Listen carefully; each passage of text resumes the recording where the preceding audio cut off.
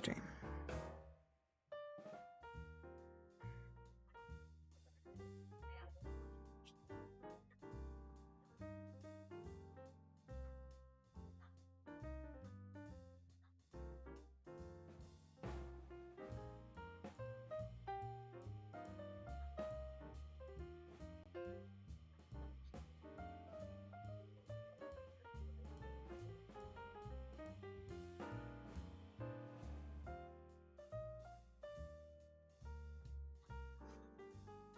Oh dear. Hello. Ow. Scratched myself on something earlier. It's fun. So, it's story time. Story time with Joe. And today for story time, we are going to have a mermaid story. So this is Aquadine. I don't know. If it doesn't say the name of the game in the game, then I'm not going to know. Hello, Leaky. So this is developed by Soft Colors, published by Ratalaika Games, and came out on the 26th of August 2022. Thank you very much to Thank you very much to PR Hound for a code for streaming this game. Hopefully I will do it justice. Of course, the usual completion estimate of under half an hour, but that's for all those people that don't actually play the game properly. I will be reading this properly.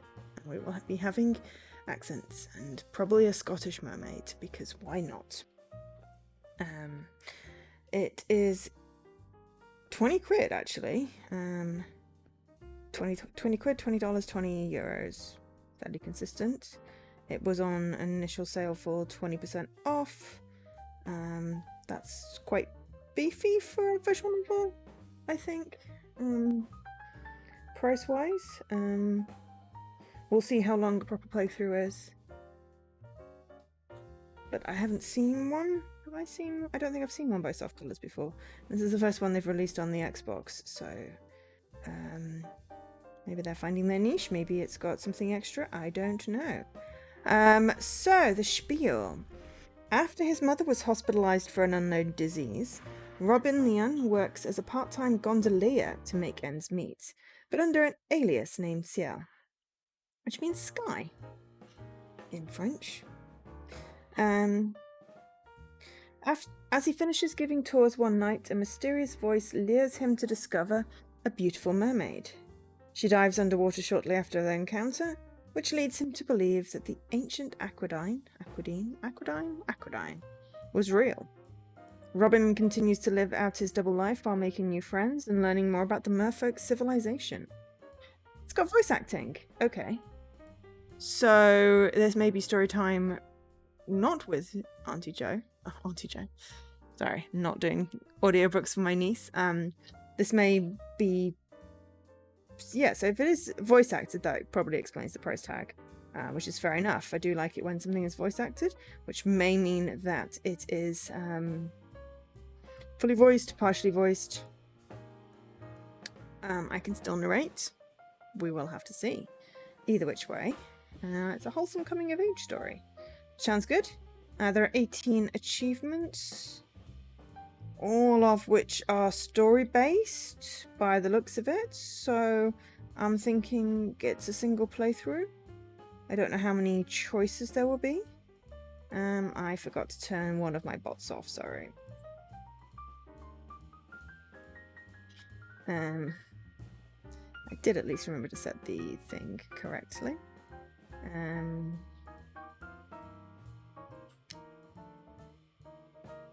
So, yeah, we will begin. You have a dolphin, because that's the closest you've got to a mermaid. See the emote now. Okay. So let's load up. Don't know what the light's going to be like today. I forgot to change my light bulb down so it's less red. I think the thing got reset. Let me see if I can while this is loading up. Find my light. It's my light.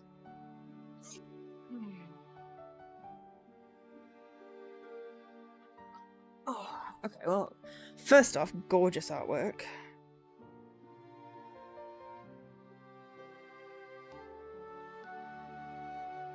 Gone offline.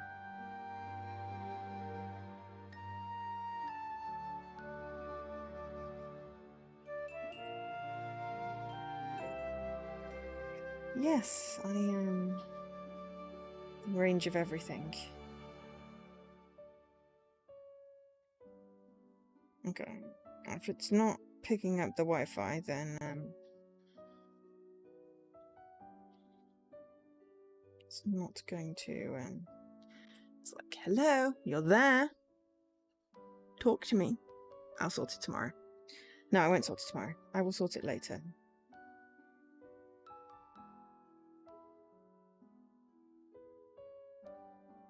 I'll remind myself to sort it later. I don't know how to reconnect it. Okay, so let's have a look. Ooh, there's a gallery.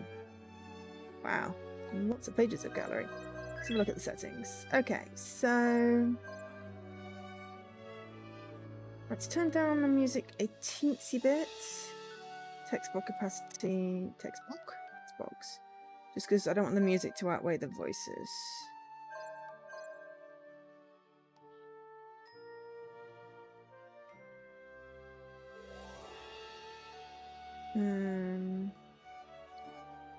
Definitely turn down sound effects, they annoy me. Speed somewhere in the middle. I don't know what autofocus is, so I'm going to leave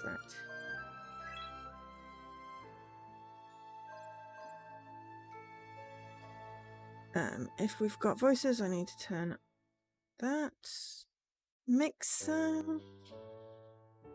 Okay.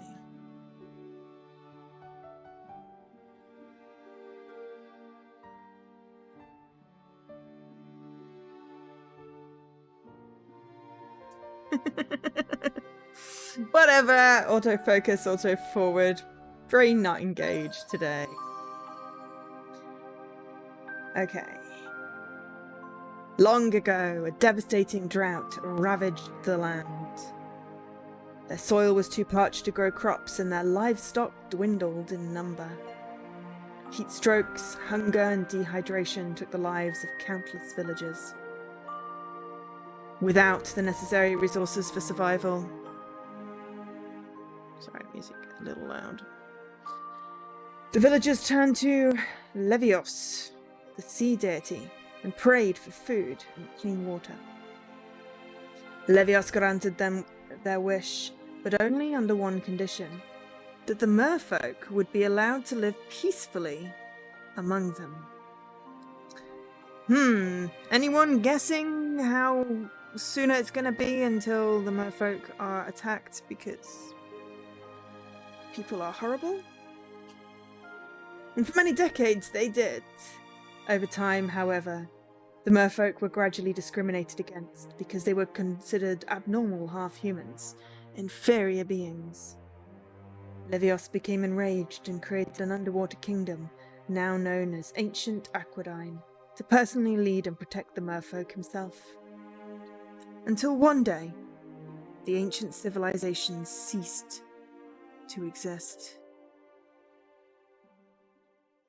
Over here. Ah, okay, that kind of voice. Alright. And so, the people of the land named this town Aquadine as a tribute to the sea deity. This is also one of the many statues sculpted by believers of the merfolk lore. Really? Are you seriously supposed to believe that mermaids existed? As a matter of fact. It's perfectly understandable that most people share the same skepticism, especially those who aren't from here. Even today, people continue to debate over the validity of lore, despite the lack of reliable evidence. However, it's impossible to ignore how the beliefs of our ancestors shaped much of our culture. As a result, the desire to please Levios drove the town to become one of the best in the world at controlling water pollution. Aquadine even prides itself as a top exporter in both seafood and bottled fresh water. Oh? Pardon for the interruption, but I was wondering if you had any suggestions for a nice cup of coffee. We're actually near one right now. Look over here. Next to the statue, you'll find the Fresno Cafe, a family-owned business that's been around for over 50 years. They serve some of the best coffee and sweets in town, so I highly recommend you pay a visit. If you'd like, I could book a reservation for you two. Thank you. That would be great, thank you. Why, yes. My pleasure. If you have any other questions, please don't hesitate to ask. Hey. Is there a marble store around here? Oh? Marbles? My daughter has collected marbles since she was a kid. I could never understand why, but she absolutely loves them. Daddy! Don't worry. There's no need to be ashamed about what you like, though it is the first time anyone's asked me about marbles. You may have some looks checking the souvenir shops in the mall. I can write you a list when we get back. Isn't that great, Violetta? Let's go there together after the tour. Alright, thanks, Dad. Must be nice for a family to spend time like this. Wish I could do that more often. As the gondolier continues to tour the family, his smile gradually fades away. Instead, his voice takes its place. A voice that soon breaks into a barcarola. Gentle rows rhythmically push through the water as calmly as the soothing breeze. The white gondola rides casually over the clear waves and glides through a narrow passage. People enchanted by the song open their windows and stop to listen as the sound of his voice travels across the canal. It's Ciel's voice, isn't it? Ciel's singing today. Whatever. Good for you, Diana. Where's my phone? Anya continues drawing the canal while trying to ignore Diana, who is scrambling frantically for her phone. Later. Catch you later, Anya. Goodbye. Without wasting another second, Diana hurries along before she misses her chance.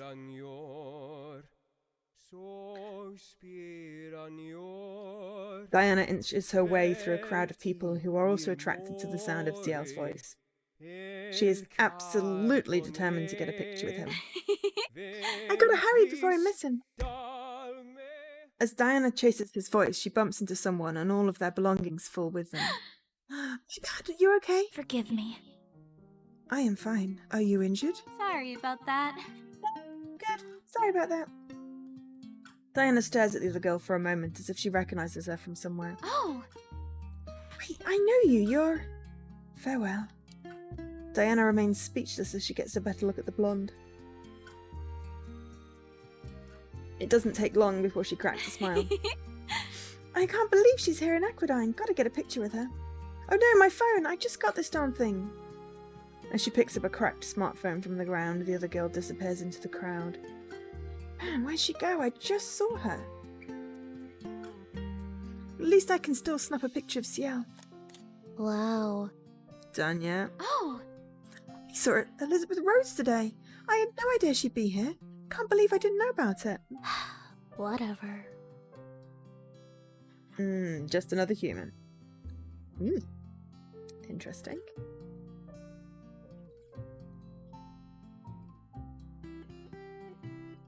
Interesting turn of phrase. Woo. I just went all red then. So yes, it's Sunday. It's the last day of my holiday. Went off for 2 weeks. It's been nice. I feel like I've got lots done, which is good. Yes, well, I've been on holiday for 2 weeks. I'm allowed to not know what day it is. So, tomorrow I have a work thing for like 4 days, so there will be no Tuesday stream. I've already cancelled it in the schedule, but just letting people know. And then I'll be back on Thursday, and we'll probably do a chillish stream, because I imagine I'll be quite drained.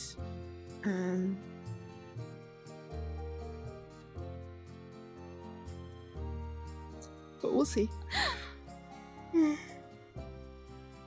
She's a celebrity. What else could you ask for? An alien. I think that'd be more interesting than some singer. Aliens? You're so weird. Diana has nothing better to do, so she hangs around Anya a bit longer until she gets bored. The following morning begins with a little more noise than usual as a bit of interesting news made its way around the school. Classes haven't started yet, so students are speculating as much as they please. What's up? Hey, did you hear that you were going to get a transfer student? Really? We are? I didn't hear anything about that. Mm-hmm. Yeah, I'm kind of excited. They're saying it's someone outside of Aquadine. Who did you hear it from? The teachers. I was passing by the faculty room and they sounded kind of excited for some reason. Maybe she's really smart or something. Or she's really famous. The morning bell sounds, marking the beginning of first class. Everybody takes their seats as the thingy... as the teacher steps inside.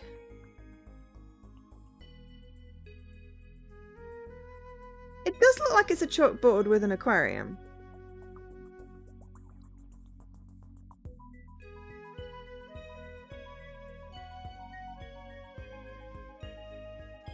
Hey, folks.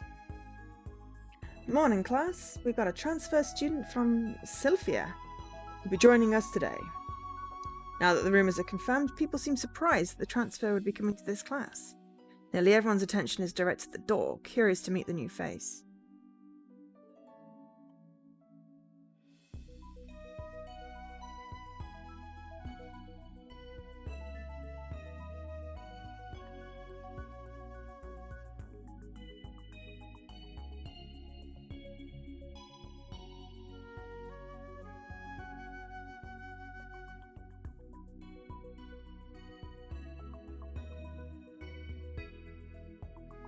Let me say something. Go ahead and introduce yourself.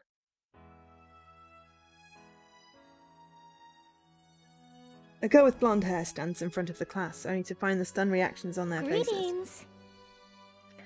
Greetings, everyone. My name is Elizabeth Rhodes, and it certainly is a pleasure to meet you all.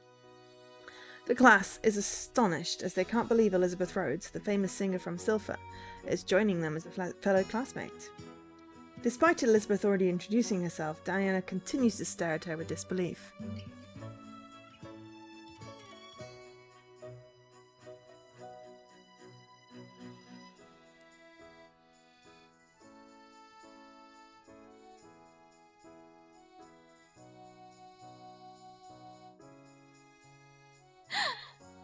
Is this a dream? Elizabeth is also taken aback by the coincidence as she recognises Diana. She seems equally surprised. She waves back to Diana in a way that is perfectly identical to how she bids her fans farewell after a concert. Without a doubt, it's her. She's the real deal. My goodness, this is the best day of my life. Incredible. So that's why the teachers were so excited. I know Elizabeth is famous and all, but she's still a classmate. Save the fanboy, fangirl, fan whatever business for later. It appears an introduction is unnecessary. Oh, yeah? In that case, I'll just talk about myself. Hey. No one cares about you, Mr. Norton. You see, I wasn't exactly from around here either. I spent many years sailing the seas and carrying out missions on the good old SS Newport. How wonderful. You were a sailor? That's fascinating. And there goes the spotlight.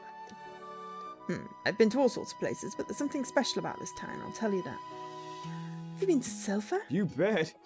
I've been everywhere, Goldie. Pardon? Goldie? Yeah, that's your very own nickname, you like? Well... But man, with all of us shipmates bonded up together, it can get freaking hot in there. Would have traded anything for some air. Hey. I mean, you do that anyway, Leaky.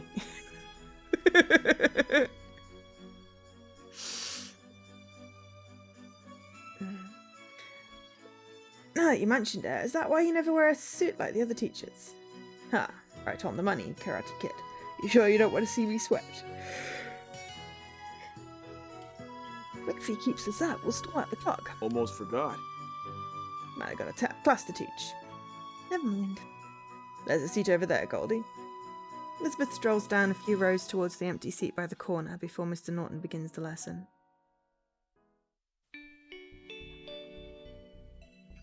Class finally concludes for the day, but no one seems ready to leave though, which is rare. Hey, folks.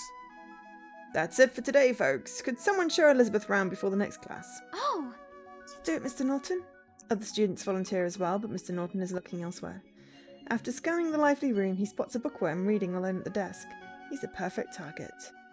Romeo, I got a mission for you. Robin tries his best to ignore him as he flips to the next page of his book. What's going on? Romeo. Enough! Could you stop calling me that? My name isn't Romeo. Sure it is. Anyway, show the new girl around, would you? Hey, Four Eyes of all people, he talks to anyone. With Mr. Norton's overwhelming presence before him, Robin twitches. He knows all too well there's no escape once his teacher's mind is met. Fine. See you around. Attaboy. I'll leave you to her. Elizabeth greets Robbie with a smile. That sight alone is enough to make any boy fall head over heels for her, but he doesn't waver. The two of them begin their school tour, leaving the rest of the class disappointed. With several students watching from the windows. I think this is like, there's water in the ceiling as well. I'd like this school, I think. With several students watching from the windows, Robin seems more anxious than ever to finish the tour. He's clearly not comfortable with this much attention. forgive me. Allow me to apologize for interrupting your reading. You appear to be enjoying that book. Don't worry. It's fine. Mr. Norton always does what he wants. My. He certainly is an amusing teacher. I've never met one as charismatic as him.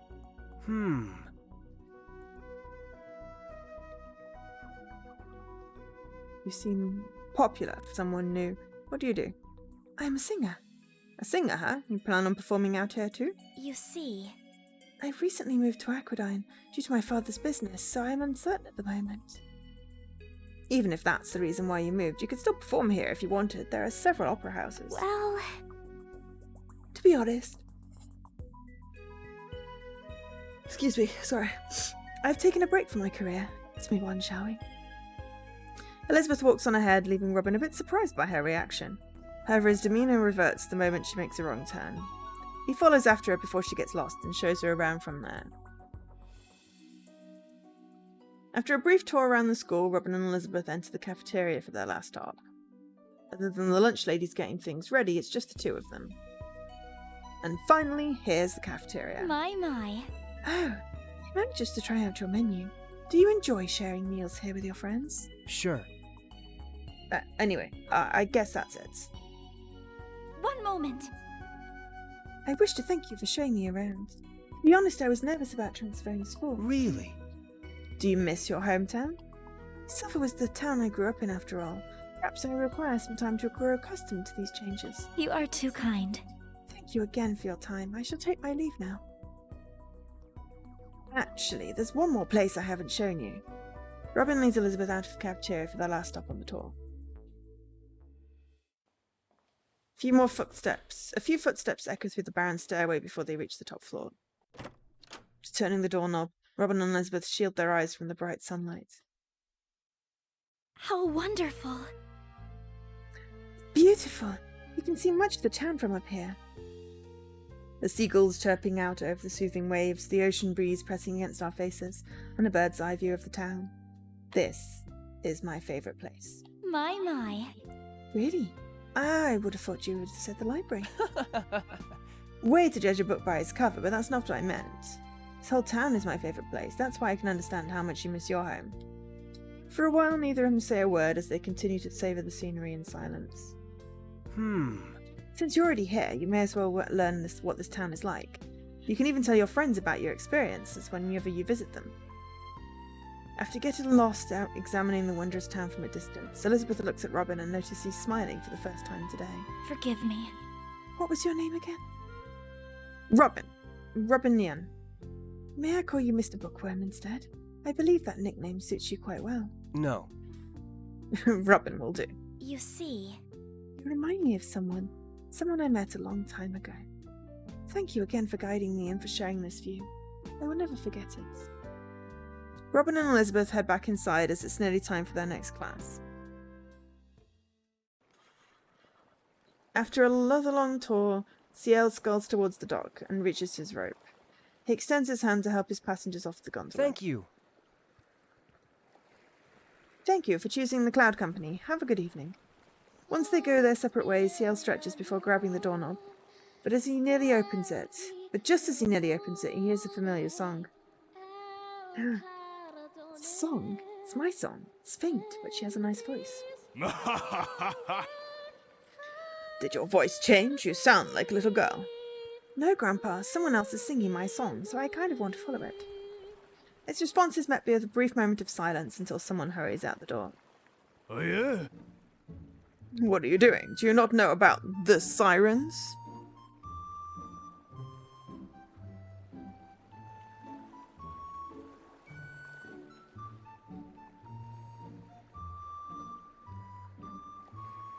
Why, yes. Grandpa will speak. Long ago.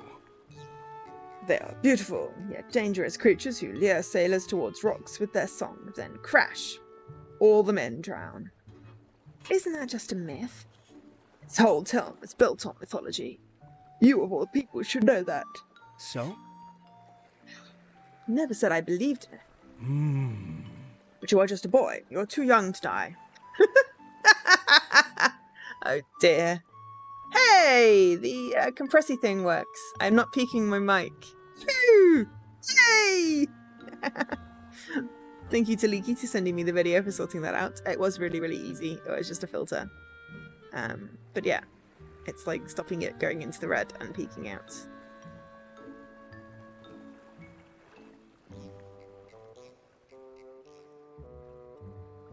I'll be back in a bit. Fine. But if you are still alive, go buy some groceries. Salmon is 30% off today. Grandpa Himmel goes back inside to watch cartoons, showing no further concern for Ciel. Jellyfish! The girl's voice leads Ciel's gondola through a shore he hardly visits. A few ghostly jellyfish appear around him, but he doesn't appear surprised. Well, I survived the rock, so much for the sirens. Grandpa can be really weird sometimes. And these jellyfish are here again. I tried telling people about them, but no one ever believed me. Used to think they were part of my imagination or something. How are you? It's been a while since I've seen you guys.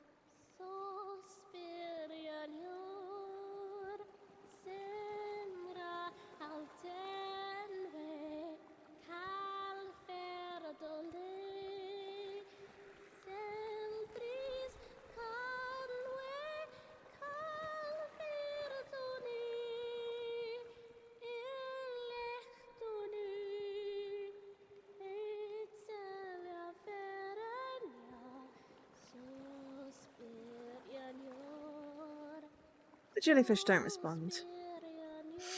Of course, they can't talk. However, something did change.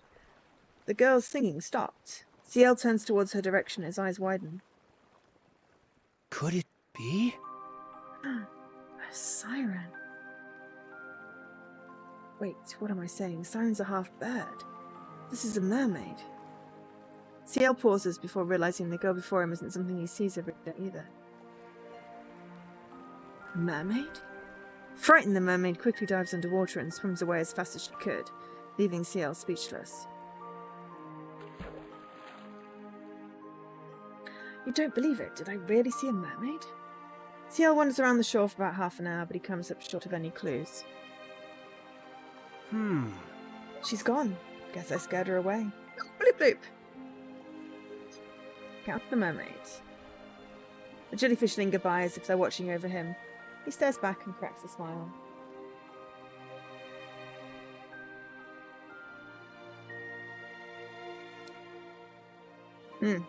I suppose you guys wouldn't have anything to say, would you?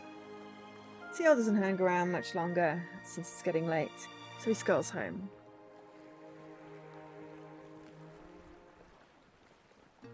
Ciel's gondola makes its way back to the canal, a view that looks even more stunning now than during the day. I saw a girl who looked like a mermaid, but was she real?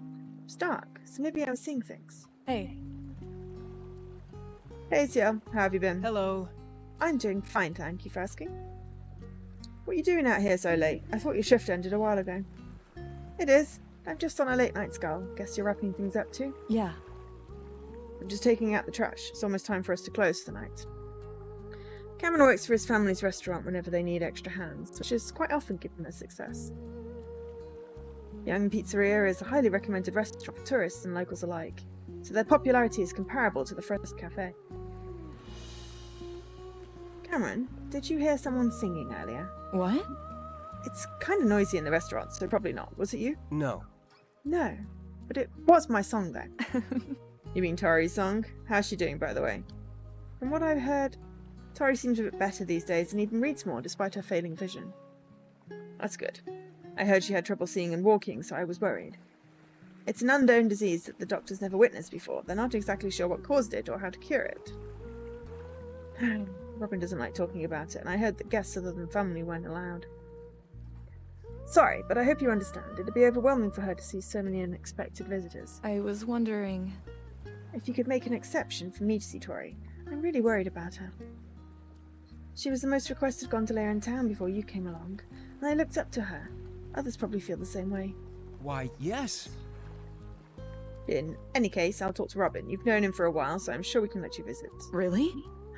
I mean, I hope it's not too much trouble. You're fine. You have my thanks. I have to get back now, so I'll see you later. Cameron is such a worrywart, but he's a cool guy. Anyway, I better get back before Grandpa starts complaining again. Cameron returns to the restaurant to finish cleaning up for the night, while Ciel heads back home. Okay. So at the moment it feels like Robin and Ciel are separate people, but I'm not sure. Robin goes to the hospital to pay his mum a visit. With the intention of spending the night, he bought a change of clothes and a toothbrush. You're still up, Mum? Robin. I had a feeling you'd stop by, so I stayed up a little longer. Don't worry. You need to get some rest. Don't worry about me. Tori sets aside the book and gives Robin her undivided attention. How are you? Mostly the same. We had a transfer student, though, so Mr. Norton made me show her around. Oh?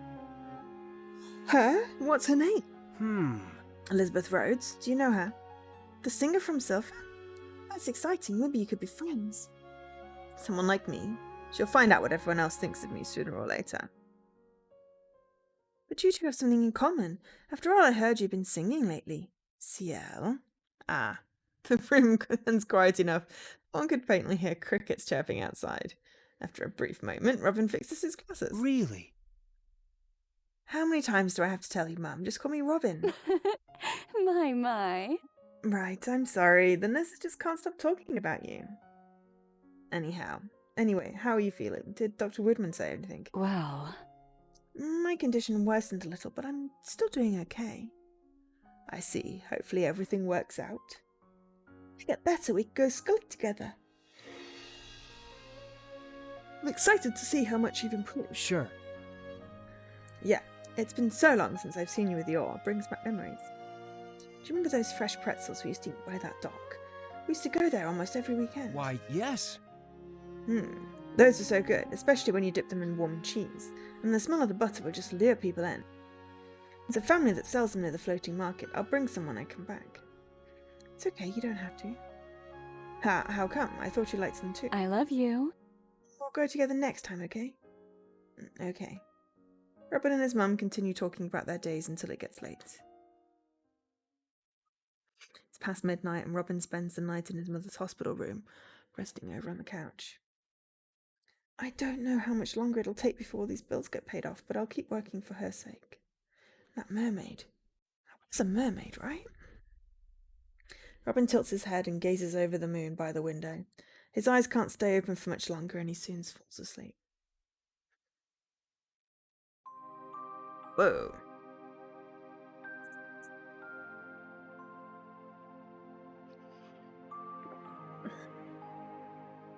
As Ciel slowly opens his eyes, he finds himself immersed in the deep blue ocean.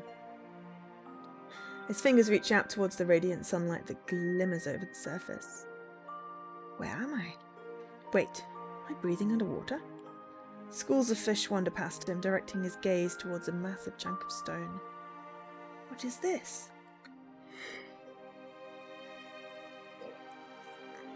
Ciel tries to get a better look, so he swims closer and places his hand over part of the ruins.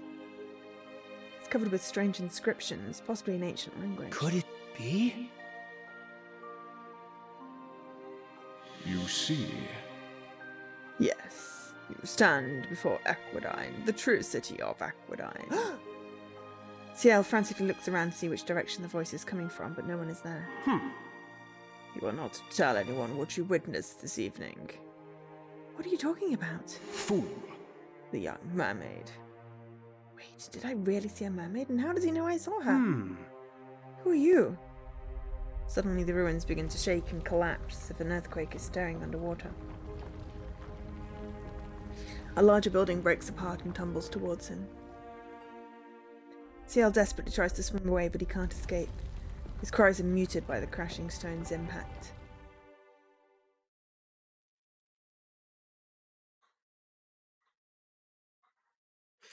Robin wakes up in the middle of the night, panting heavily. He notices his mother is still sound asleep before breathing a sigh of relief. It was just a dream. My split personality Robin Ciel is doing my head in. I realize it's just like an alter ego, like superhero name, but it's like, It's another early morning for Robin as he arrived in the near vacant school library, which means the perfect time for a nap. Yes, because that's immediately what I think of him to go in the library.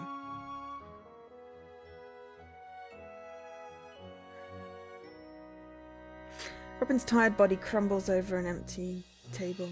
As he tries to sleep, he's reminded of the events that occurred the night before.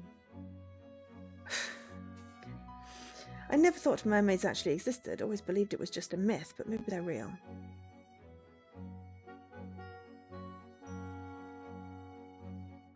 Well, that's why I said superhero, because it's like, yeah, he takes off his glasses and suddenly he's a whole different person and no one recognizes him? I mean, even his friend Cameron thinks he's a different person?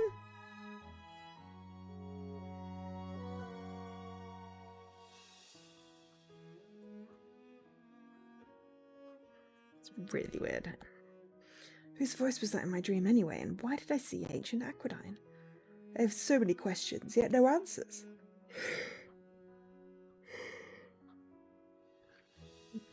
Robin follows his curiosity and decides to look around the bookshelves, abandoning his plan to sleep through the period. The school library has actually more books on merfolk mythology than most libraries in the world. Our school's founder was not only a wealthy man, but a firm believer of ancient Aquadine as well. He collected all sorts of related books and hopes to educate or convert his students. The only issue is deciphering whether a document is reliable or not, especially without any physical evidence. Even though that's been a problem for centuries, there are still a handful of believers who support the merfolk existence. Robin walks past a few shelves until one book, titled Mythology of the Merfolk Civilization, catches his eye. He reads a few pages. This seems like it'd be worth a read. Guess I'll just check it out. As he walks over to the front desk, Robin trips over his shoelace and loses balance.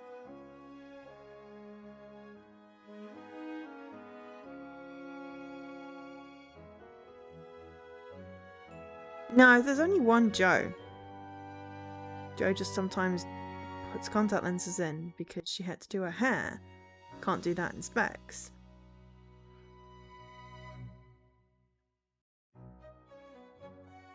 But I'm just me.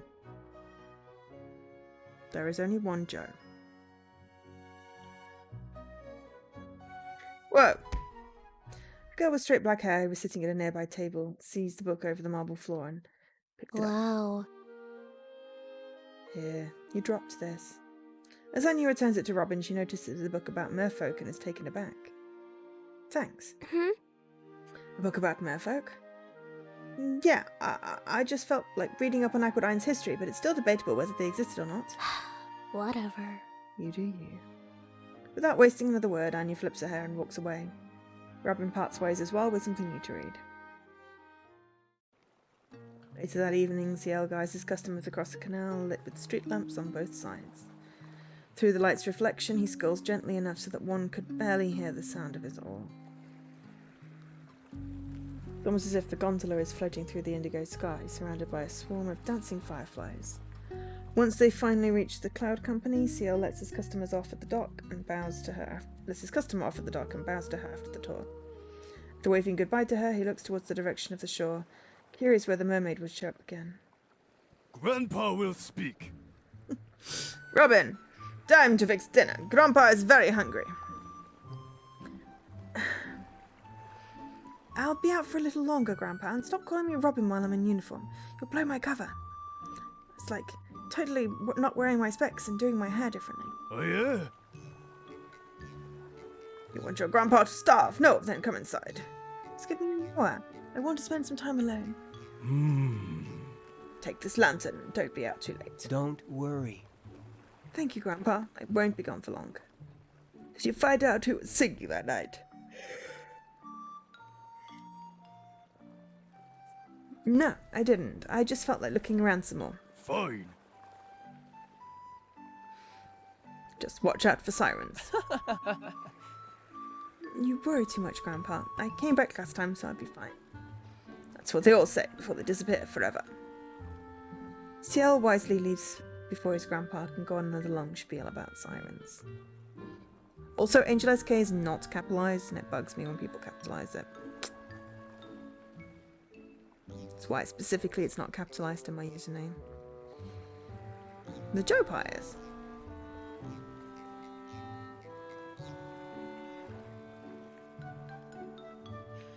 But that's beside the point. With the lantern attached to the furrow, Ciel cautiously glides towards the mystical shore. Once again, he sees the ghostly jellyfish wandering in the sky. I see the jellyfish, but no mermaid. Maybe she isn't here tonight.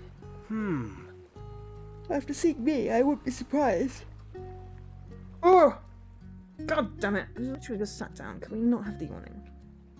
If she never came here again, she seemed afraid of me. But how did the mermaid know Rom's song? I've never met her until that night. A sudden splash catches Ciel off guard. He immediately looks in that direction, but it's still too dark to see. What? What's that? With his unoccupied hand, Ciel swings his rope around the closest tree branch and ties it. After putting his away his oar and setting foot on rocks, he grabs the lantern and walks around the shore. Are you afraid of me? It's okay, you can trust me. Ciel points his lantern wherever he could, but he doesn't see anyone nor get a response. It's probably a fish or something. As he turns away, Ciel spots someone from the corner of his view. A blue-haired mermaid emerges from the water, unmistakably the same mermaid from before. She's not swimming away this time. Nervous and scared, she stares back at him with her aquamarine eyes. Her arms act as an invisible wall, a sign that she's on her guard. No, she's definitely still scared, and I'm not entirely sure, but maybe she's a little curious about me too. About humans. Could it be? Are you the mermaid who sang yesterday? She remains silent, but nods cautiously. She understands me, maybe she can speak too. What is your name? The mermaid doesn't respond, however she seems more careful about keeping her distance. There has to be something I can do to prove I'm harmless. I really want to learn more about her. Okay. I'm just gonna... This is common root. Font is very hard to read, I have to say. So maybe there are other roots. Interesting. To her surprise, Ciel offers his hand as a sign of peace. She examines his extended hand and then his smile. The mermaid raises her hand ever so slightly, almost tempted to trust him. However, she pulls back at the last second and swims away in fear. That didn't turn out too well. Maybe we'll meet again one day. As the night sky falls darker, the moonlight glistens over the river. Ciel scuttles away.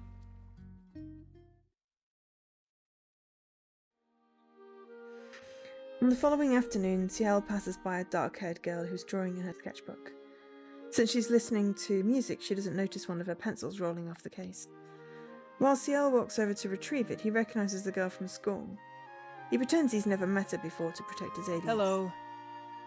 Excuse me, miss, you dropped your pencil. Without sparing him another word, Anya accepts the pencil and goes right back to her drawing. Ciel, on the other hand, isn't sure whether to keep walking or try having a brief conversation with her. However, just as he decides to leave for lunch, Ciel notices a sketch of the Bridge of Sorrow. Interesting. I'm very impressed by your drawing. Any particular reason why you're drawing the Bridge of Sorrow? Anya looks at Ciel for a second before turning back to her drawing. She seems a bit annoyed by the unwanted attention.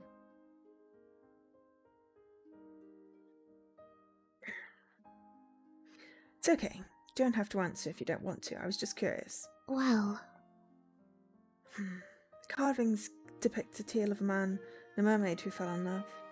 My mum used to tell it to me often before bed.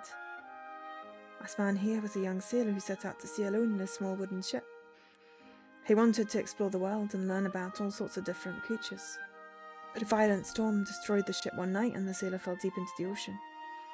For a brief moment he caught a glimpse of ancient Aquadine before losing consciousness. The wandering mermaid saw the man and the wooden ship submerge, so she quickly swam to his aid. When the sailor woke up, he was surprised to find himself by the shore, but even more so to see a worried mermaid before him. It was love at first sight. You know the tale quite well. Thank you for sharing. I already knew the story, but it's nice to hear someone else tell it for once. After checking the time on the street clock, Anya closes her sketchbook and leaves without saying goodbye. That was abrupt, but whatever, I should probably get going too. What time is it anyway? After checking the time for himself, Ciel gets up as well, but the expression he makes is much different from Anya's.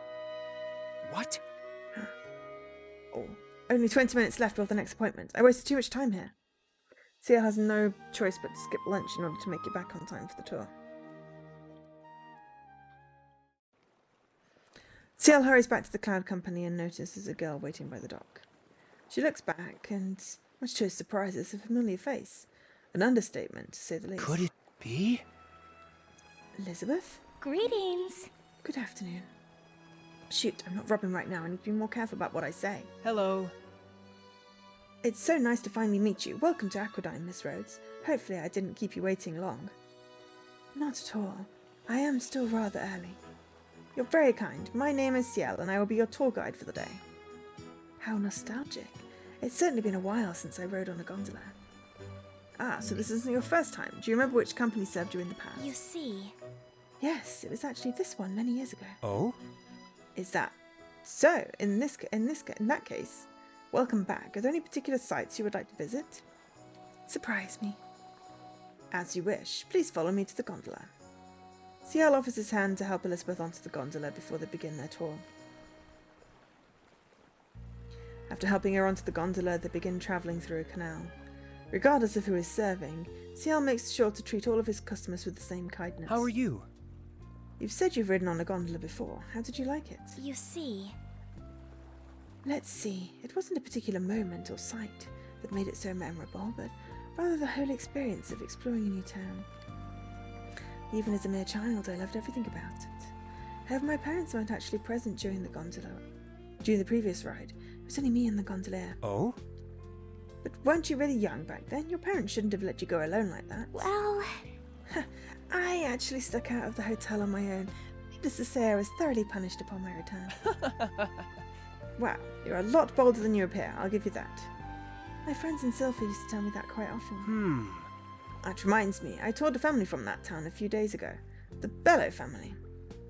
Yes, the Bellows told me how much they enjoyed your tour. They're currently staying at my mansion for a few days. Oh, you know them. What a coincidence. Looks like I've got to live up to those expectations.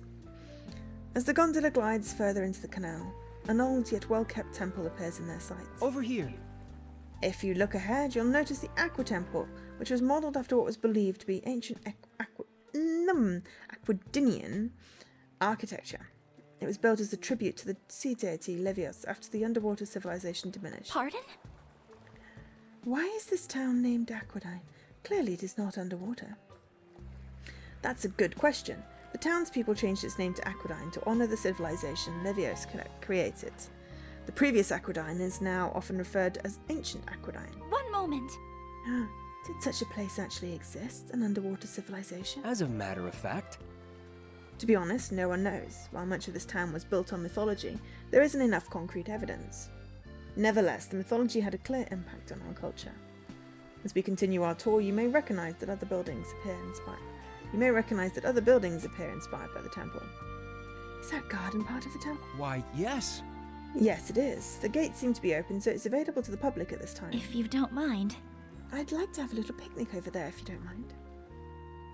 Not at all. Please take your time and enjoy your meal, miss.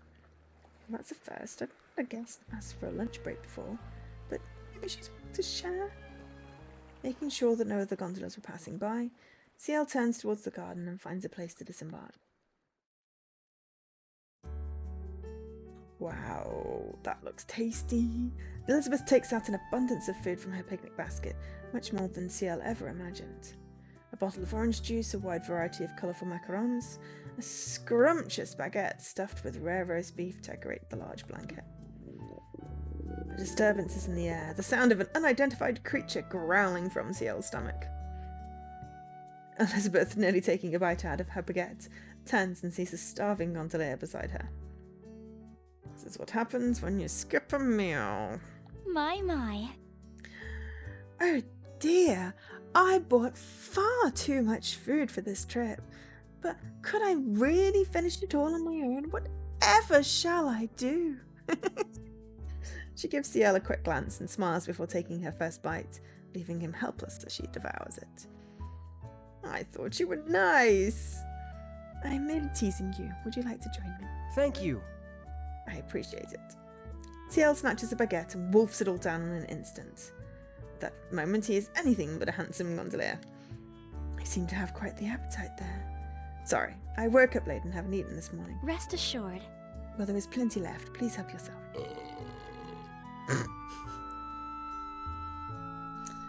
Elizabeth devours her baguette almost as quickly as he did. She didn't exactly stay true to her ladylike image as well. Screw ladylike. Wow, that was fast. You seem to enjoy eating swiftly, so I wish to share that pleasure. Perhaps we should have a contest. There's definitely enough food for what? Ooh! Definitely enough food for one. Were you going to eat all of this yourself? Of course. Damn, this is way too much for one person. I thought she was one of those girls who always watches what she eats. Should not judge. If you don't mind. How long have you been giving tours? If we're talking about customers, it's been roughly 4 years now. My mum taught me how to use the oar when I was a kid. How wonderful. For someone who looks around my age, you seem to have quite a bit of experience. Thank you. These macarons are delicious, by the way. Where did you buy these? I actually baked them myself. Really? I've recommended my customers to several pastry stores, but only a few can compare to this. Have you been to the Fresno Cafe? You see. Not yet, but I've read several great reviews on it and hope to try it soon. Ladylike is this weird obsession people have with women only being allowed to act a certain way to be acceptable to society. That's a load of codswallop. It's just a way to reinforce the patriarchy and keep women from speaking up and speaking out. That's what ladylike is. Old-fashioned misogynistic tradition. I hope to try it soon. Baking is a humble hobby of mine and I enjoy trying new pastries. Then you should definitely visit them when you're free. It's really close to the plaza, so I'll show you where it is on the way back. You are too kind. CL and Elizabeth enjoy the botanical scenery for a bit longer until they're ready. Fold the blanket. There's a word missing there. Door resumes as they come across a significantly larger site, one that Elizabeth seems to recognise. How wonderful. Ah, that's the Grand Opera House, isn't it? It's one of the largest opera houses in the world. Why, yes. That's right. Looks like I won't have to explain too much here. My manager has talked about concert tours and had plans for Aquadine in the future. Do you come here frequently? No. I pass by it almost every day, but I haven't watched a performance, never really had the time for it. Or the money. My. It seems there is much of this town even you have yet to see. For such a renowned gondolier, I must say I'm rather disappointed. Sure. You're right. Even for someone like me, there's still so much I haven't seen, but I think it's better that way. There's something for me to learn every day, whether it's meeting new people or seeing different places. It'd be pretty boring if I already knew every little thing about Aquadine. How about you? Did you watch a performance while you were here? Not yet, but I'm planning to. In that case, how about we took a look inside? Even when it's not being used, it's open to the public. If you don't mind. Ciel pulls in towards the Grand Opera House and helps Elizabeth off the gondola before they step inside. Despite the concert hall's vacancy at this hour, it's always packed during a show. The room's significant size and luxurious decor give the impression that it's reserved only for the best performers. How wonderful. Wow, the size of this opera house never ceases to amaze me, and it's really well kept. The Grand Opera House certainly holds true to its name. Nearly 8,000 people were hired to construct this building about 200 years ago, yet it still leaves present-day architects in awe. As a matter of fact. It holds approximately 3,000 seats, making it the oldest and largest opera house in Aquadine. Nowadays, it's not only used for opera and classical music, but a large variety of other performances as well. You're quite the singer yourself, Ciel. The pleasure of listening to your song recently. Oh, I just sing casually during my tours sometime, but unlike you, I'm no professional.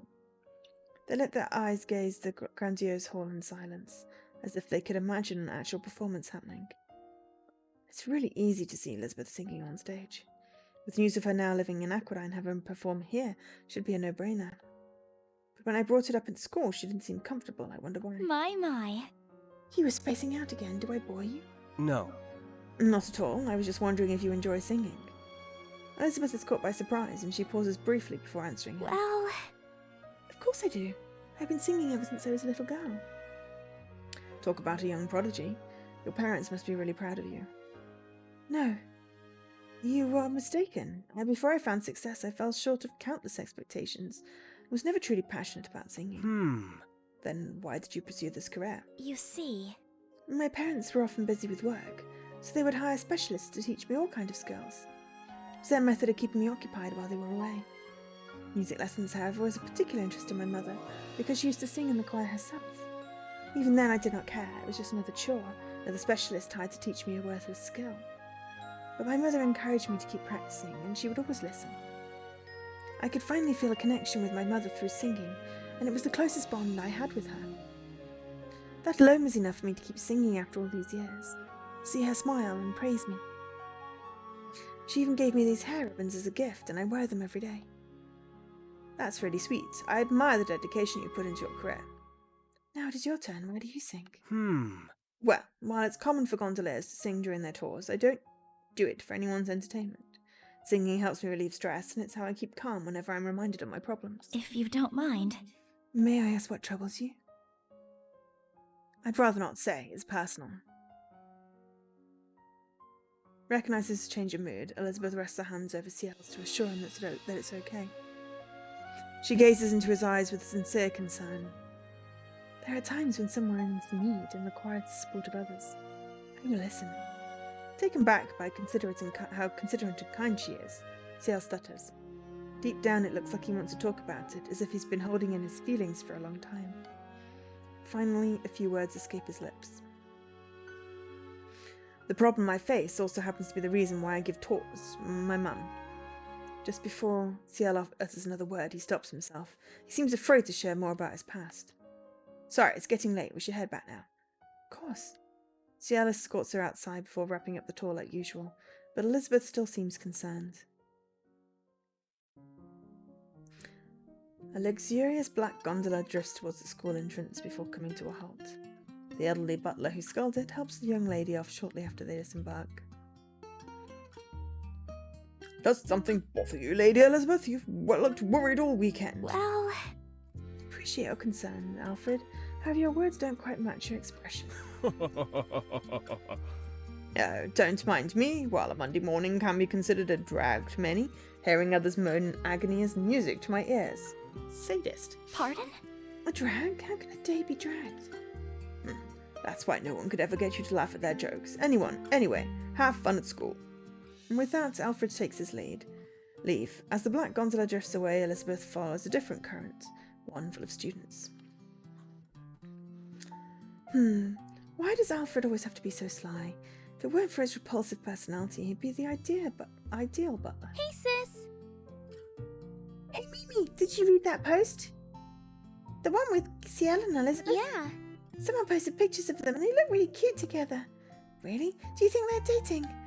Elizabeth freezes the moment she hears rumours of her dating Ciel. An eerie aura stalks the freshman twins to the point that they could feel chills crawling down their spines. Greetings. They slowly turn around and see Elizabeth staring them down anxiously. Oh, Good morning, Elizabeth. What a surprise. You look lovely today. You look scary. Shall I hear you? if you don't mind.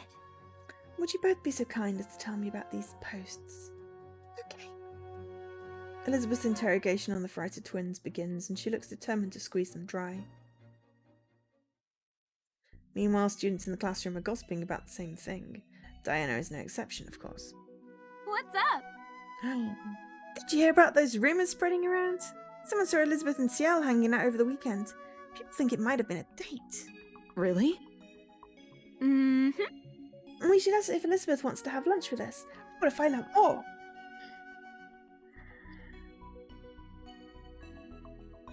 Worried about whether the others learned about the news yet, Elizabeth tries to sneak into the classroom without anyone noticing. Being a celebrity doesn't really help, though. But there she is. No, I've been found. Greetings. Elizabeth, is it true that you and Ciel are, together? Well, I was with them on Saturday, but the rumours were true. This is huge. 2 celebrities are going out. I gotta post this. one moment. Wait, I never said this was a date, and please cease this posting. Oh, what a downer. Do you happen to know where Ciel could be at this hour? Don't know. But people say he doesn't take appointments during school hours.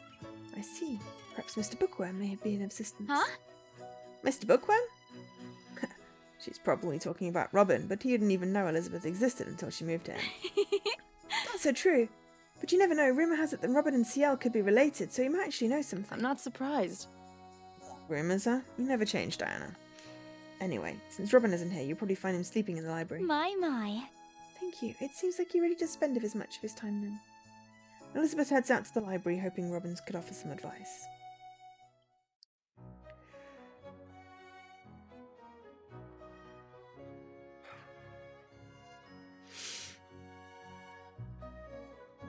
It takes Elizabeth a while to remember where the library is located, but eventually she finds it. Soon enough, she noticed someone sleeping at one of the desks. One moment. There you are. I've been looking for... Oh, he really is sleeping. Perhaps I should wake him up. No, that would be selfish of me. It would be better to wait. On the other hand, class will commence shortly. As a fellow classmate, waking him up would be considered a good deed, but what will be the ideal method? She runs through her list of options. Elizabeth takes a closer look at Robin. Something about his face that catches her attention. Mr. Bookworm actually looks quite handsome when he isn't frowning. Perhaps this could be the perfect opportunity for a haircut. But I'm beginning to wonder what he looks like without his glasses. Could he really be related to Ciel? No, but I must not. It is a complete invasion of his privacy. Yes, thank you for saying that. Elizabeth pauses as she reconsiders her decision. Let her curiosity get the better of her. Just in case she started with a choice. Well, I doubt he'd mind if I take a quick peek. As Elizabeth reaches for his glasses, Robin's eyes twitch, almost like he has a sixth sense. He wakes up instantly and glares at her. What were you about to do?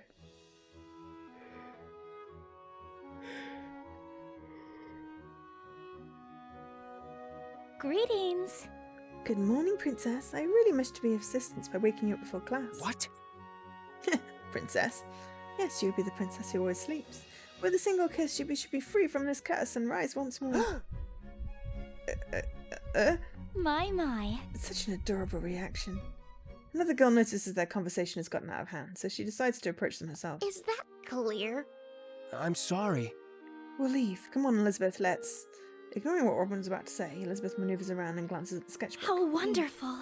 My, what a stellar drawing of Ciel you have there. Wait a second, she's the same girl I met last time and also at the plaza. We haven't met, have we? What's her name? Anya. Charlie, your classmate. What? Our classmate? Why are you so surprised? Well, I've just never seen her in class. I heard about a girl who never attends class because she thinks it's too easy. Never thought it was her. Exactly. Aren't they? I just get Diana to tell me when the exams are. Really? Still, I never see you there. That's because you always take a nap after you're done. I mean, that's what happens when you always cram the night before. My. I believe this is what you people refer to as a burn. Perhaps Mr. Bookworm here is not as bright as he appears. I don't want to hear that from you. I'm a fan of CL. You've portrayed him quite nicely. Well, No, I'm only drawing him because Anna asked me to. Well, more like begged. That reminds me, what do you think you happen to know where CL might be? Oh? Wait, why do you need to see him? hmm? Is it because of those rumors? How embarrassing. Yes. Apparently, someone posted pictures of me riding CL's gondolier. So people believe we're dating. What? Dating? Actually, I saw him on Saturday. pardon? Really? That's the same day I took the tour. Yes, the date did happen. One moment. No, we spent some time together, but it was not a date. We never agreed it was a date prior to the appointment. Aside from having lunch together, it was merely a tour. Wow. So, if you kill someone and didn't see you were going to kill him, is it considered murder? Robin and Elizabeth are left speechless by her rather unique analogy. Well played. Well, I can understand your perspective, but you provided a rather extreme example. I'm not whatever. wrong, am I? The morning bell sounds as a reminder that the first classes are about to begin. Elizabeth is literally saved by the bell. Classes are about to start. We should get back. But I must find him so we can make light of these rooms. Goodbye. No one knows where he is during these hours, so you just meet him after school. Anyway, I'm out. And you gather some belongings before finding another place to sit.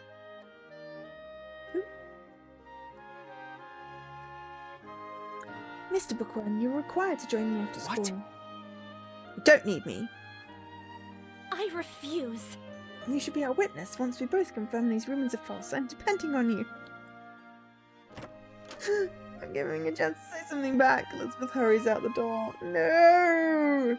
It's like Clark Kent and Superman. They can't be in the same place at the same time unless you have either a handy clone or a shapeshifter.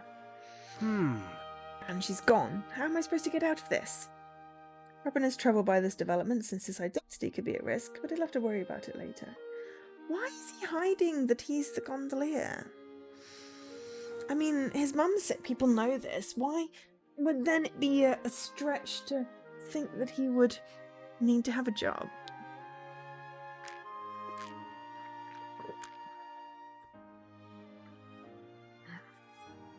I mean, his friend Cameron has a part-time job.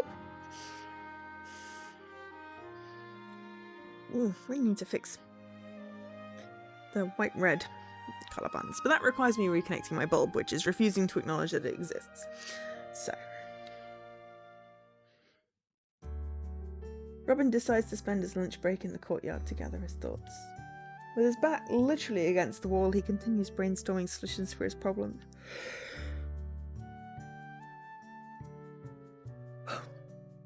Can't think of any solution. If I tell Elizabeth I can't come, she'll drag me along anyway. But if I leave her behind, she might grow suspicious and draw a connection. As he takes another bite from his sandwich, Robin notices a girl with a fat cat in the distance. Cat. What's Anya doing over there? For someone who's normally calm and collected, she looks flustered for once. What? Oh, it's so cute!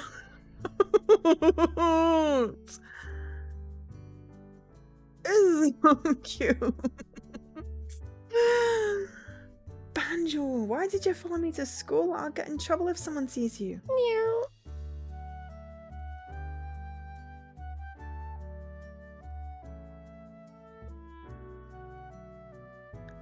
Meow. Hi, Lady Marguerite.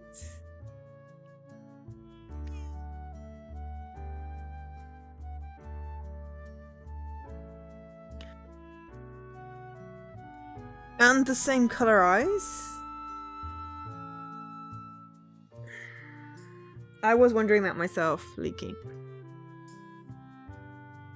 But yes, hi Lady Marguerite, how are you doing?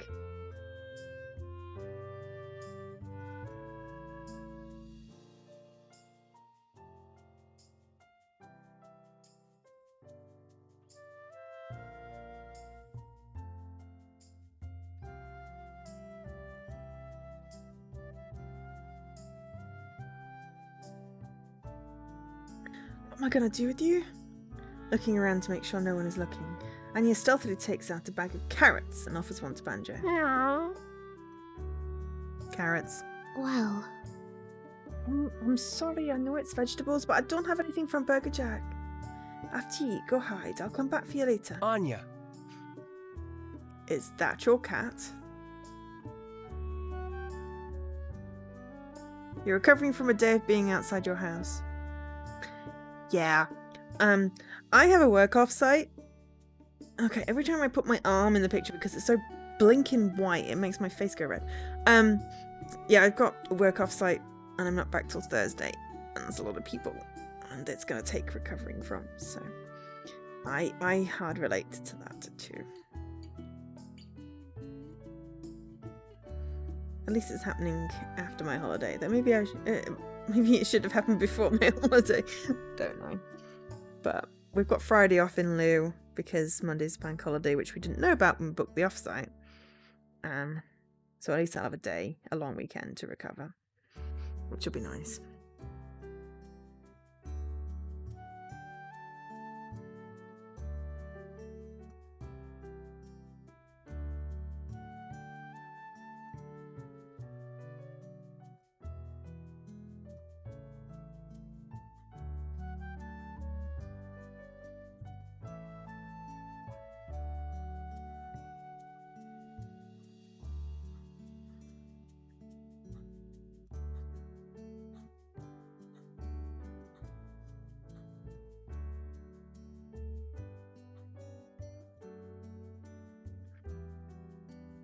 Yeah, but I don't plan to go anywhere, so it doesn't really matter if anything's open or not. Hi, Jessie. How are you doing?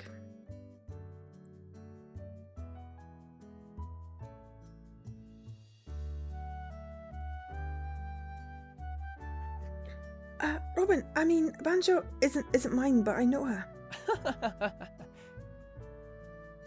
You are contemplating life. The universe and everything else. I mean, I can tell you the answer's 42 and then you could play something.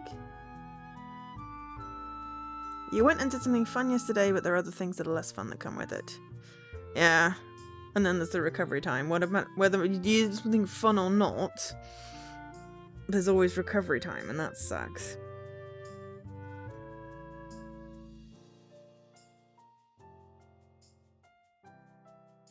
So, yeah. But also, hey! Hello, everyone. This is Aquadine. It is a story about mermaids, though we've only briefly seen the mermaid twice. And we were just speculating that this character on the left here, Banjo and Kazooie, that was a bear.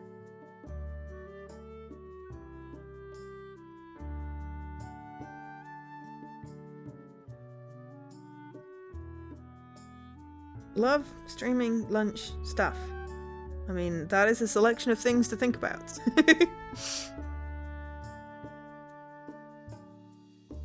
I mean, I'm always thinking about lunch. And streaming. Well, not all the time thinking about streaming. Gaming, yes. Books. Started reading a really weird one last night where women keep turning into dragons. But no one wants to talk about it. I'm not quite sure where it's going. It doesn't seem to be like a fantasy thing. It seems to be like some kind of Handmaid's Tale-esque thing. So I'm curious where it's going, but it's interesting. But yes, well, hopefully you have good thoughts.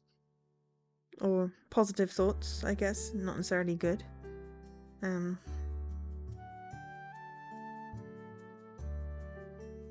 yeah.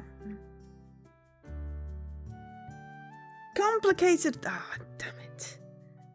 Did you have to have complicated thoughts, Jessie? I get it. Life is complicated.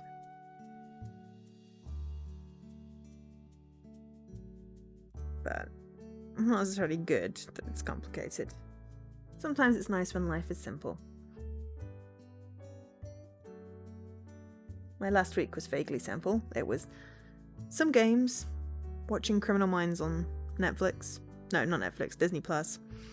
hanging out with the cats, taking some walks, and just being away from London. It's a lovely week off. And I got a bunch of productive stuff done. Very proud of myself. I am on season 3? 3, I think? Somewhere in 3. Gideon's left and we've got the new guy, Rossi. And something just happened to Garcia that made me go, if she's leaving the show, I'm stopping watching, because she's my favourite character, her and Morgan. So we're just in that. I'm just in that episode where something happened to Garcia. I think that probably doesn't spoil it for anyone that's not seen it, but if you've seen it, then yeah. Oh, I do love Reed, but just Morgan and Garcia? I want to smoosh them.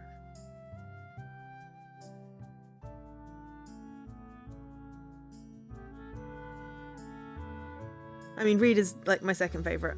Those two are joint first, and then Reed's my second favourite.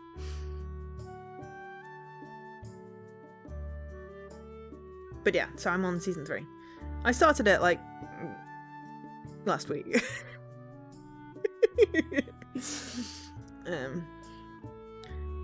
I'm not burnt out on police procedurals. I was watching Chicago Fire before that, and med shows before that. So Criminal Minds being FBI rather than police feels better. Though some of the stuff is a little bit, yeah. But it's serial killers, so you know. It's interesting.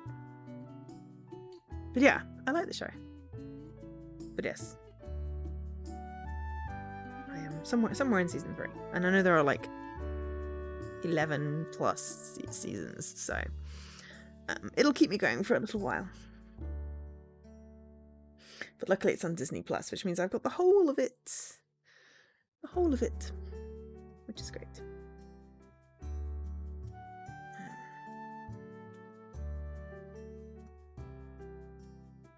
Yeah. So yeah, we'll hope your thoughts go. I hope your thoughts uncomplicate or go the way you want them to go. Basically.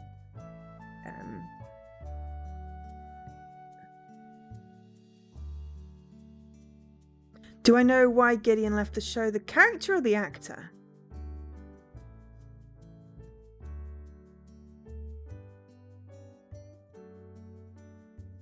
No, I don't know why the actor left the show. I was very convinced that something bad had happened to the character, and was very pleased that that didn't. But yeah, it did feel odd, I suppose. But it probably was like he'd only signed on for 2 seasons or something. You were watching 2 CSIs and Bones at the same time. Well, I mean, that's a little complicated. Yeah, I mean, that sort of fits in with how the character was feeling. Like, you know, what they did to his friend and then the people that he'd saved. I mean, that was... yeesh. Like a kick in the teeth. It's like, oh, you want to leave? We'll make it even more gruesome. Yeah, the Reed storyline and what was it, the 2nd season? Was... And there is absolutely no follow-through on that, and that really bugs me.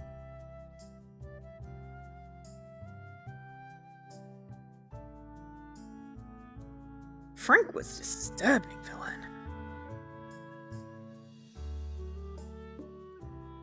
Dead like me. Don't think I've watched that.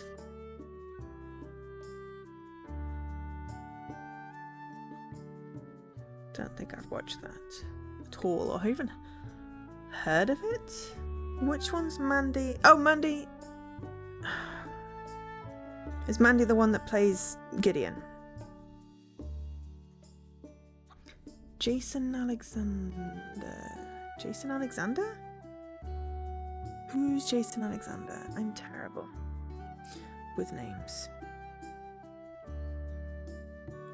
One of your favourite episodes is coming up. Okay. George from Seinfeld. I've never seen Seinfeld.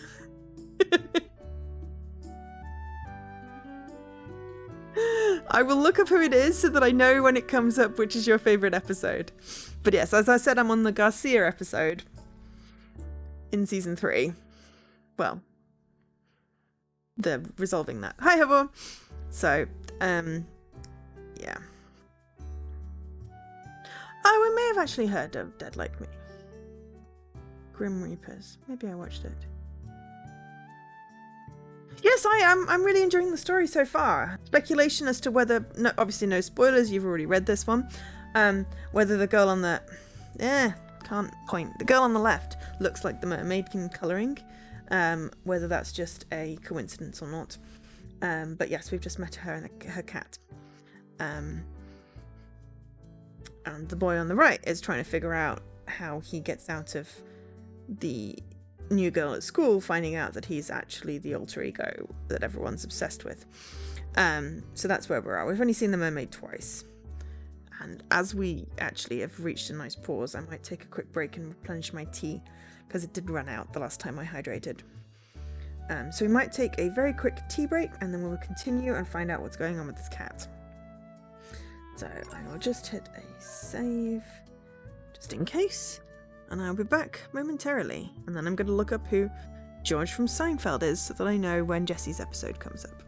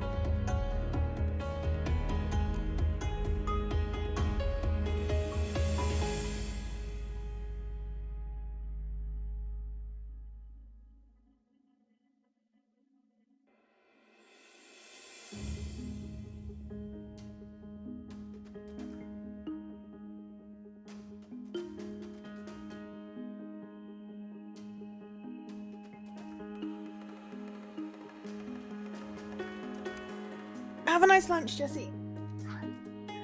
Maybe I'll finish at the same time and then I can raid. Right, firstly, George from...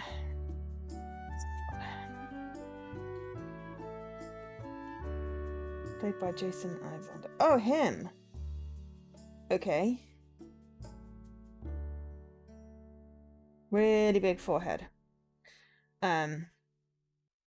Yeah, I think I've seen him in, like, stuff, but I'd never seen Seinfeld, so I have no context for that.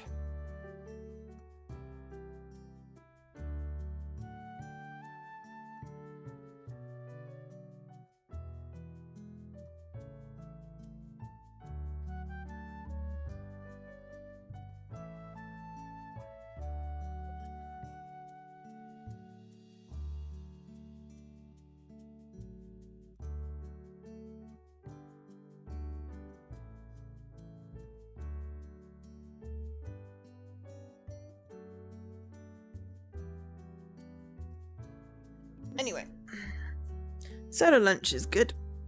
I like soda lunch. Nice and quiet. Named it. Is that clear? Banjo is a girl, and you better not tell anyone. They might let me go to classes again. Alright, but what are you going to do? You can't let anyone else find out. I know, I just need some time to think. While they're in the middle of a conversation, Banjo scurries off to the bushes in search of a tastier meal. But little does Anya know, someone else has an eye on her. What's up? What you doing, Anya? Diana? Saw you looking for something out here. I need some help. I'm fine. You can go back to whatever you were doing. I get it. You're hiding something from me, aren't you? What? No. Well... Oh, who's that cutie right beside you? Is he yours? Don't come any closer, Diana. It's not what you think. Diana quickly peeks behind Anya and looks surprised to see Robin. Oh! It's just Four Eyes. What you doing out here? Well... You were just... Don't tell me you've got a thing for Robin. Really? How did I not see this coming? Wait, what? I can't... I knew they had strange tastes, but each to their own. On us, I saw nothing. Anya tries to correct her, but the words won't come out right. Later. Anya reaches out to her, but it's useless. Before she could explain herself, Diana was already gone. How annoying. So this is what Elizabeth feels like. She has my sympathy. At least she didn't notice a cat. True, but we should do something before we run into more surprises. Where do you normally see Banjo? Actually... Sometimes she'll be in the alley near Young Pizzeria.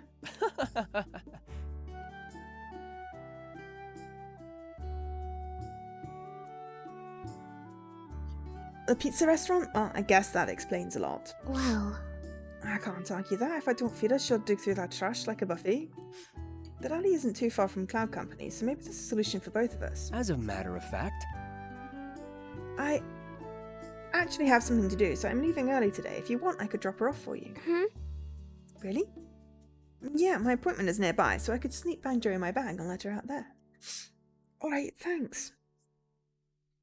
Once they reach an agreement, Robin and Anya part ways to use the remainder of their break however they please. From the moment Banjo dropped into his bag, Robin realised he made a terrible mistake. It wasn't going to be anything like the brief trip he had in mind. As he struggles to haul his bag towards the alley, he could hear strings snapping inside from overexpanding. His arms are crying for mercy. Oh, what was I thinking? Hiding the fattest cat I've ever seen inside my book bag. I barely managed to carry her. Got scratched a few times just trying to put her in, but at least she stopped moving. Exhausted from the test of endurance, Robin finally sets his bag down and breathes a sigh of relief. He stretches himself for a bit until he notices she still wasn't moving. Did I not leave enough room for air? Maybe she's just tired and gave up. Tiny bits of paper scatter in the sky like confetti as he unzips his bag. They're all covered with teeth marks and saliva. What? My notes! She leaps out of the bag. Banjo dastardly tears off another page. She glares at Robin before spitting out a piece of paper. Indeed. The enormous cat scurries off into the alley, bumping into several trash cans along the way. Robin could be only surprised to learn she was much faster than she looks. Really? what just happened. Trying to salvage what was left of his notes, Robin notices two middle-aged men chatting a little further ahead. They're chuckling and giving him stares, so it didn't take long to realise they're talking about him. Isn't that Torelian's son? Yeah, but what's he doing here? Shouldn't he be still be in school? We have ourselves a skipper. I guess with his parents around, he just does whatever he wants. You shouldn't say that, he might hear us. It's just a shame, though. I thought her son was going to be the next best gondolier in town, but he doesn't stand a chance compared to her. A lot of people were disappointed. Maybe we just expected too much out of him. I gave up on him a long time ago. Who needs him when we've already got CL? Not even bothering to gather the rest of the shredded paper, Robin simply stands up and walks away. Oops, guess he heard us. Trying to suppress his frustration, Robin mixes in with the crowd to get away, but even here, people recognise him and keep their distance. And that's probably why he has an alter ego. Just like the men from the alley, others are also talking about him. It isn't rare for people to talk about well-known people's children, but ironically, Robin is infamous. Oh, there he is. I'm surprised he can show his face around here. His woman's still in hospital, isn't she? How could he just give up and leave everything to CL? People stopped coming to his tours, and CL is better than him anyway. It makes sense, but I still don't like it. I feel bad for Tori. CL is much more caring than her own son. So if he picked up the oar again, would you support him? He already had his chance, so probably not. Doubt he suddenly fixed that attitude anyway. Just let them say whatever they want. People talk about me behind my back all the time. Shouldn't let it bother me. If they find out that I'm CL, all my customers will disappear.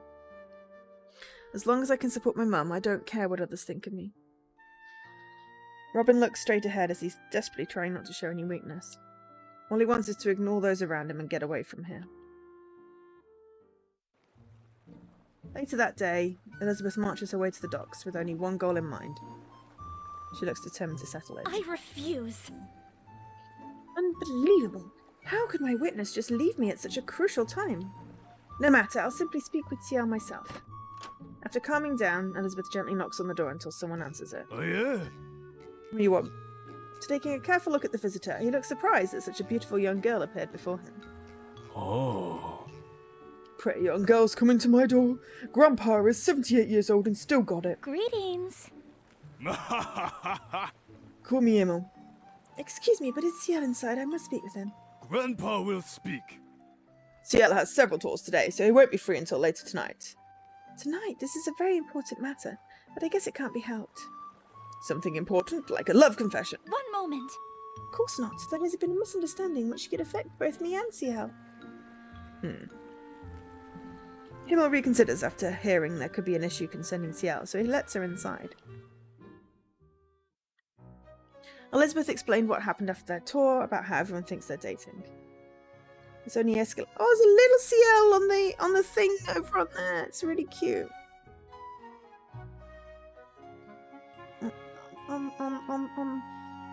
Above the cloud, it's a little CL. Not blonde, but still. It's only escalated because both of them are well known. This is not good.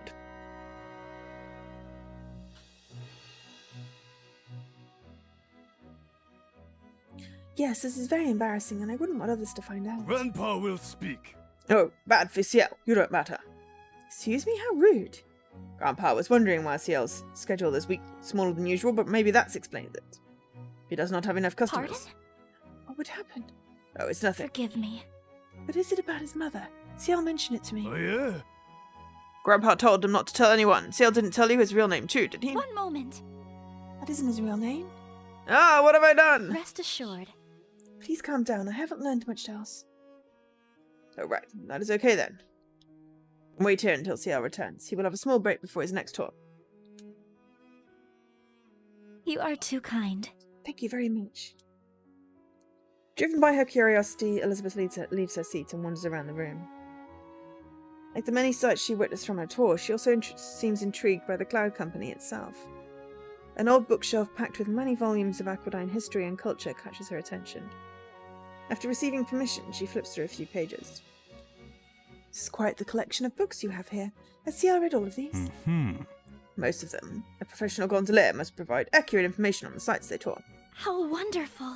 Impressive. With such a busy schedule, where does he find the opportunity to sit and read? CL read more when he was younger, but he doesn't have much time nowadays. Elizabeth's eyes then turn to some of the framed photos on the wall. Several pictures of Tori are among them. Look at the dog.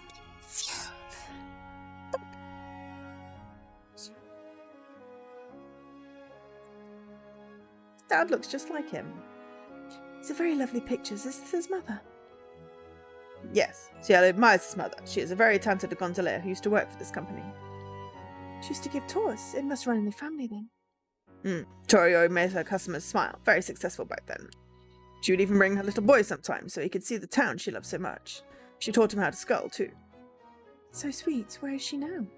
Didn't CL tell you? She's been in hospital for a few years now. She's in the hospital? Is this what CL was hiding from me? But this situation is so similar to that time. That time I... Ooh. Elizabeth is trembling. She takes a few steps back and bumps into the table Oh, behind her. yeah? Are you okay? I think I should go home. Please pardon me for my intrusion. Surprised by her sudden change of behaviour, all Himmel could do is watch her leave.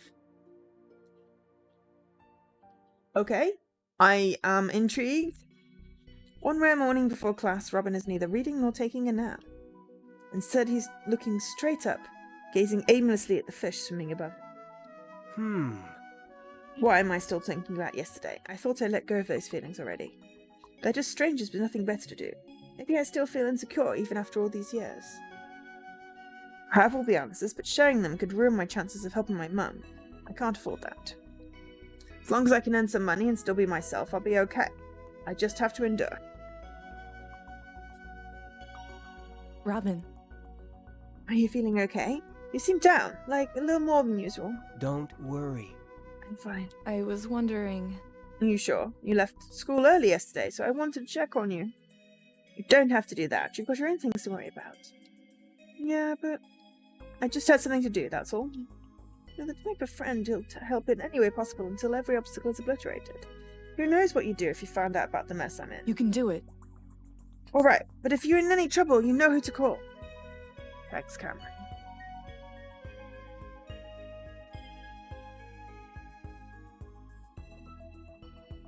With a hint of regret, Robin watches his friend walks away.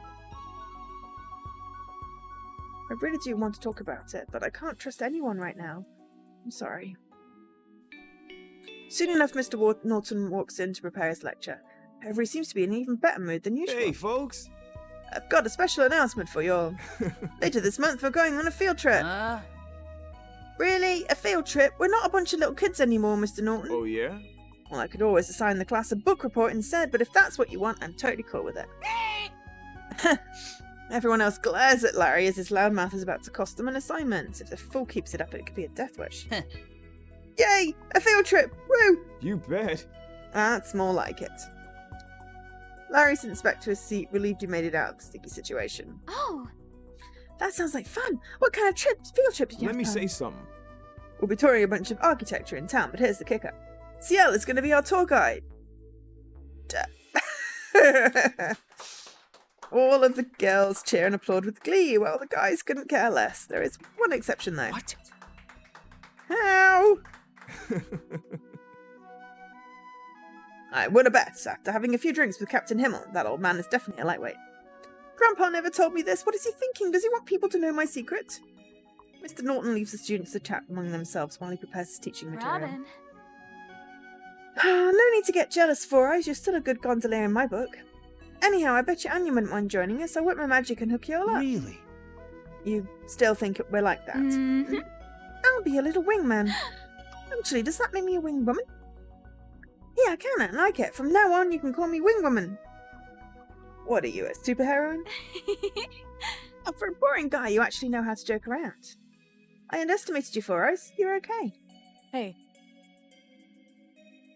As a former gondolier yourself, I'm sure you already know a good bit about Aquadine architecture, Robin. Maybe you and CL could tour us together. What do you think? It's a great idea! Go and show those doubters you can hold your own too. Right, but there's one small problem with that. You can do it. This could be the push you need to pick up the oar. It's a great opportunity to find your passion again. Robin doesn't say much more as Mr. Norton quiets everyone down to begin the lesson. Lunch period finally arrives and students are rushing out of their classrooms. One of them follows behind with other concerns. Since we're doing a field trip, my only option is to be CL. I'm just worrying, since people are already making a connection between my two identities and calling us related. Well, they're not exactly wrong, at least it's one of the better fan theories out there. But unless I clone myself, Robin and CL can't be at the same place at the same time. This event could exploit that. Body double wouldn't work either, since both of my faces are well known. One is loved while the other hated. A certain redhead suddenly leaps on and hugs him from behind, interrupting Robin's chain of thought. The smell of perfume and a soft sensation pressing against him could only mean one thing. A girl with too much time on her hands. What's up? You're always frowning for eyes. You ought to smile more with that cute face of yours. Diana. What do you want with me? What do you think? Are you free this weekend? I'm going shopping at the mall, which means I need a big, strong guy to carry my stuff. Robin re-examines his scrawny body to see if his dreams of growing buff overnight worked, only to be disappointed. He also checks to see if she's talking to some other guy instead. Oh? Me? I was talking about you, silly Willy. Are you blind? Everyone knows I'm not strong. Well, call it a date if you want. I don't care. Knowing her, it's just her way of getting me to do what she wants. She's not serious about a date. Really?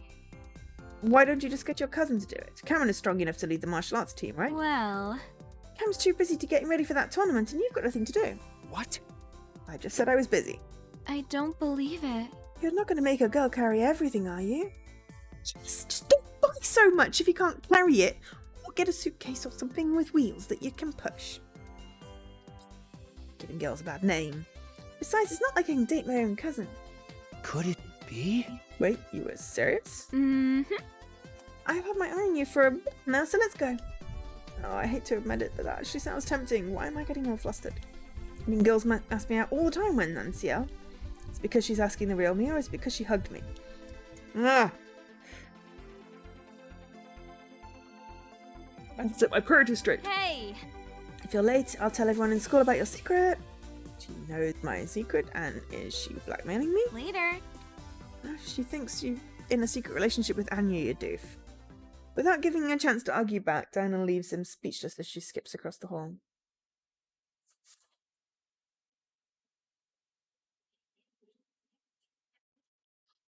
What just happened? Robin is left clueless whether or not Diana might actually know something. All he can do is grab lunch and not worry about it for now. After CL finishes the last tour for the evening, he finally gets a chance to speak with his grandpa. Suppressing his emotions all day has kept him anxious, so it's time for him to let loose. Grandpa, what's the big deal about this field trip? Oh. Nah, well, if it isn't my favourite grandson! Grandpa ordered pizza from your friend's restaurant. Really? You're trying to win me over with Young's Pizzeria? Is it working? As a matter of fact. Wait, their pizza is pretty good. I've even recommended it to some of my customers. Good. Now come join Grandpa for dinner. Thank you. I'm starving. CL pauses for a second as his hunger nearly got the better of him. Enough. Wait, stop changing the subject. When did you agree to a field trip? Sometime over the weekend. At a bar. Okay, and how much did you spend? 1,000 altos? What? That's too much. Grandpa is sad.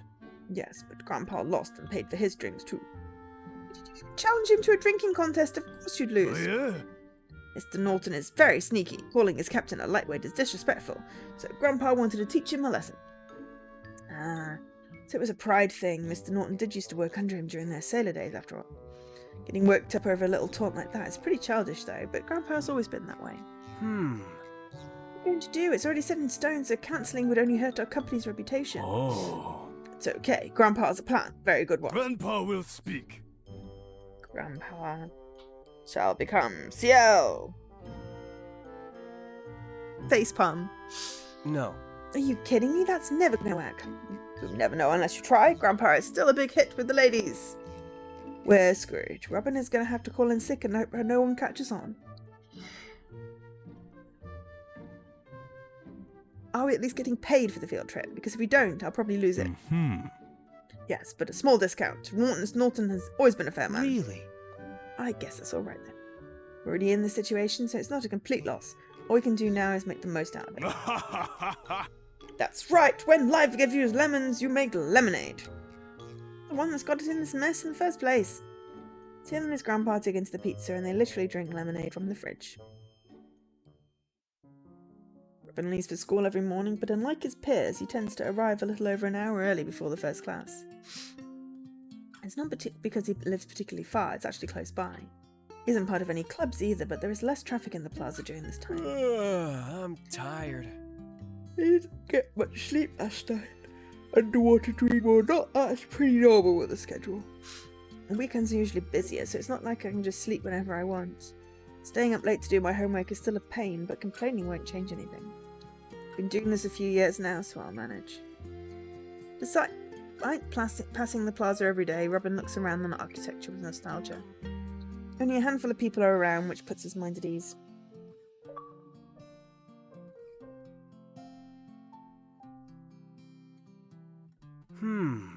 Just take walks with Mum and enjoy this beautiful scenery without a care in the world.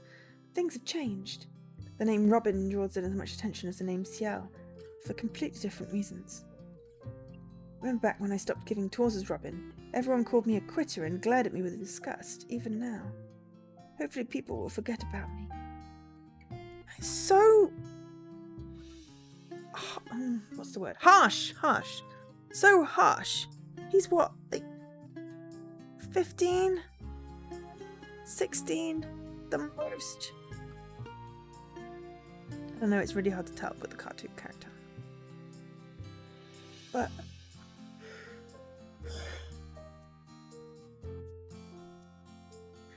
people are so judgy! Robin looks straight ahead after taking a deep breath and continues walking down his path alone.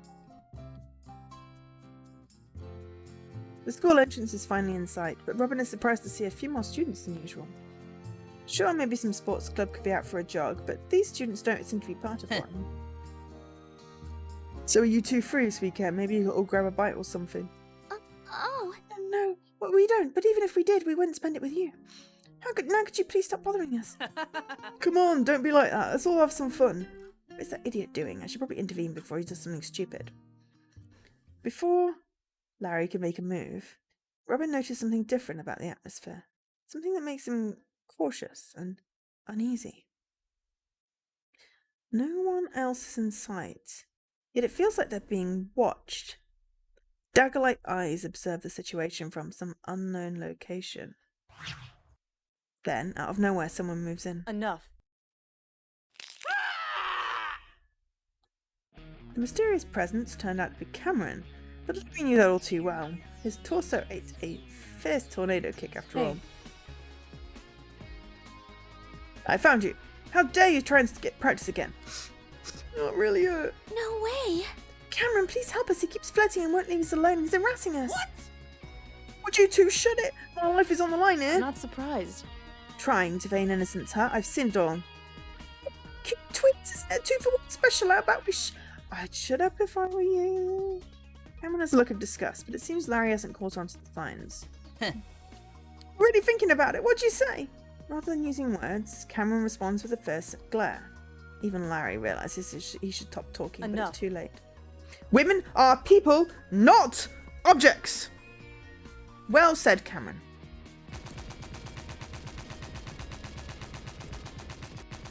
Cameron dashes forward and kicks Larry repeatedly, almost like Machine Gun overkilling the credit weekly.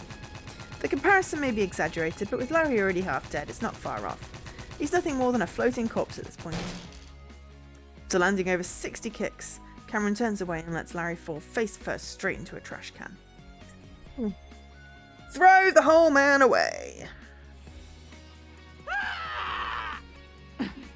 That is my answer. To kick me. Cho, step forward. Almost immediately after the call, a tall buff man runs up to the scene. He looks older than the majority of the students, but also young to be a teacher. Hey. Yes, sir. Take him away. We'll punish him thoroughly after practice. What? Understood. Yes, sir. Muscular Senior stretches his head before dragging Larry away by the foot, leaving a rugged trail behind him. Ah, help me! Wow. Thank you so much, Cameron. I was wondering. Are you two okay? I'm sorry you had to go through that. Cameron being praised by girls is nothing new. If CL weren't so popular, more girls would probably gush over him instead. You be at practice after school? Yeah. You're more than welcome to watch. We'll be at the gym almost every day before and after school. Oh. Okay, we'll stop by sometime. Thanks again. Later. No problem. The twins leave shortly after their conversation, but it seems there's still some company. Cameron. That was quite the show, Cameron. You never cease to amaze me. Kinda like a routine now. I only wish those boys had some more discipline. Jokes aside, you should be more careful about doing something like this in public. I'm not running to a teacher. Sorry.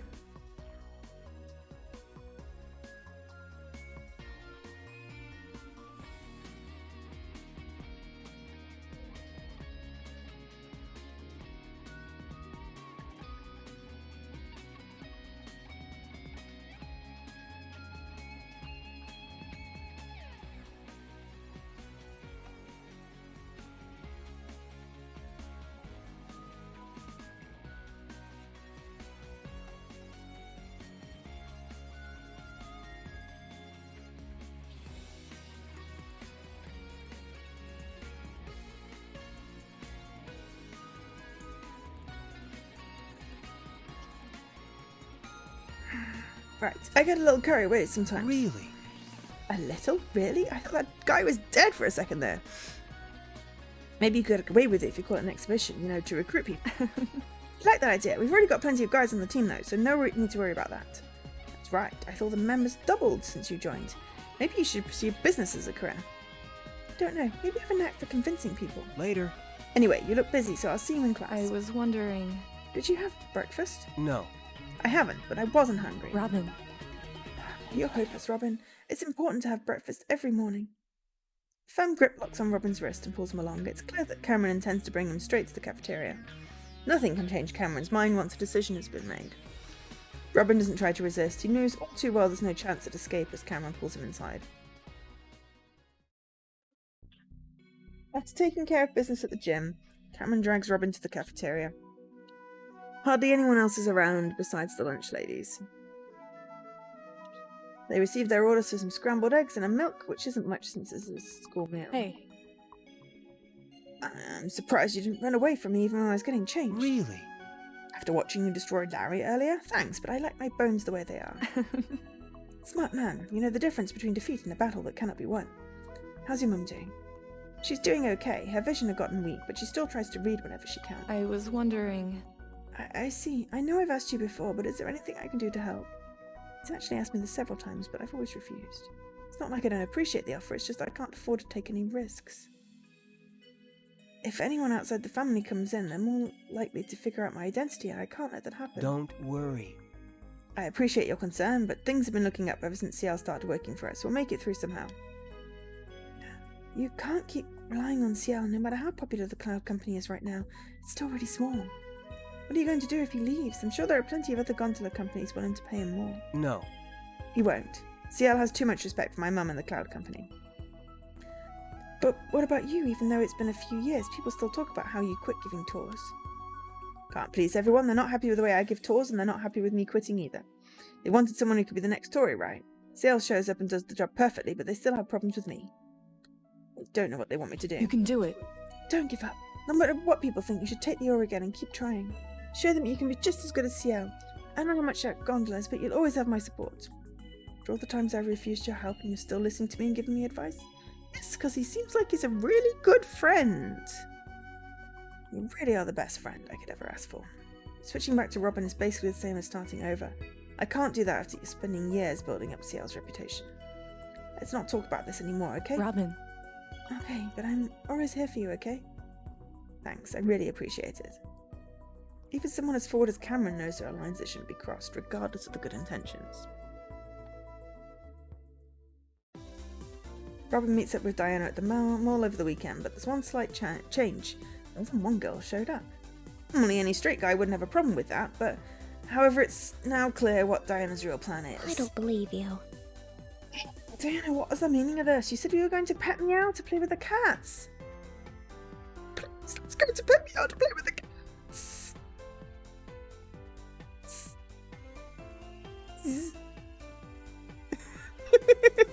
Oh, Cats. Boys, same difference. They're both cute, right? Never said anything about boys, so I thought this was going to be like our typical get-togethers. well. Yes, but I never said it was only going to be two of us. How annoying. I'm going home. Hey! Hold your horses, girl. Did you have any idea how much trouble I went to pull him out here? It's a big chance for you, so don't blow it. Really? I can hear you. Exactly. You probably just blackmailed him and guilt-tripped him like you usually do. Bingo. Yeah, that reminds me, did you finish drawing CL yet? Is that clear? No. I'll get to it whenever I feel like it, okay? Stop rushing me. This is what you're using me for. I'm leaving. Aw, chat, Four Eyes. I thought I'd give you a little smooch, but Anya probably wouldn't like that. What? Do whatever you like. I don't care. Okay. Wait, you're really gonna kiss me in public? Robin. Just zip it and pack her up already. I underestimated her. She really doesn't have any shame. Diana firmly hooks Robin's shirt and reels him in like a fish. They're close enough for her perfume to enchant him with the same delightful scent from the other day. Perhaps she's pulling me in, but I don't feel like resisting. With each passing second, their faces come closer and closer until they're mere inches away. They could feel each other's breath. What's with her? Whenever I'm CL, I never have any problems dealing with girls. And instead of pulling her into my pace, she's literally pulling me. Robin gives in to the temptation, and he braces for impact. His heart keeps beating until Diana's soft lips reach him. What? You actually kissed me on the cheek? Mm-hmm. Did you really think I was going to nail you in the lips? It's a little early for that, don't you think? My sincere apologies. Forgive me for being so unworthy. Anyway, sorry for teasing you. Maybe you'll learn one from Anya soon. Have you kissed anyone before? You know, like a serious kiss? Of course I'm not. Of course not, stupid. I'm saving it for a special someone and I ain't wasting it now. Wow, I really am just a plaything to her. And who's this other guy she's talking about? Your alter ego, you dumbass. After Diana gets bored messing around with Robin, she drags him along to look for Anya.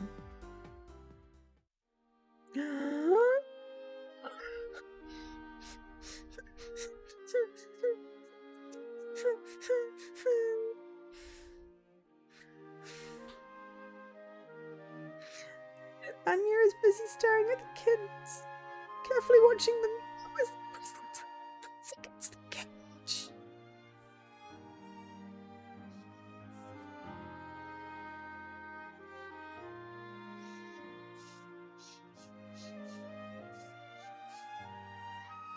Well. Cute. A single word escapes Anya's lips, and their eyes just have the faintest sparkle in them as she gently rubs their paws. The store clerk notices Anya's attachment to the cats and reluctantly walks towards her. Hi, welcome to Pet Meow. How may I help you? Wow. Were you forced to see that? Store owners love it, but it's annoying how to say it all the time. Drives me nuts. Whatever. I came here for the kittens, not a cringy human. What's up? Hey, Anya, were there any cute little kittens? Of course, all of them are cute. Are those your friends? Actually. Those things? I mean, those are nothing more than my acquaintances. Really? Did they really just refer to us as things? If we hook up, it should be something, if you know what I mean. How annoying. Take your PDA somewhere else and leave me alone. What do you think? Anyway, don't one of those cuties. You like coming in here, right? They are cute, but I don't know. Her eyes roll down to the kittens again. They stare right back at her, meowing desperately to get adopted.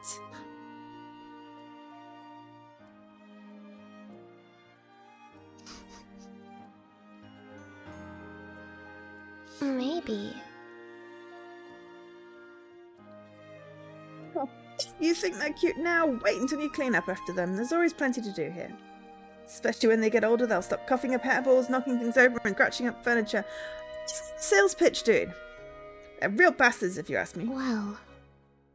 But they're cute bastards? But someone who works here, you're not very good at selling pets. The first time I've heard it, and it probably won't be the last. Just think of me as looking out for the customers.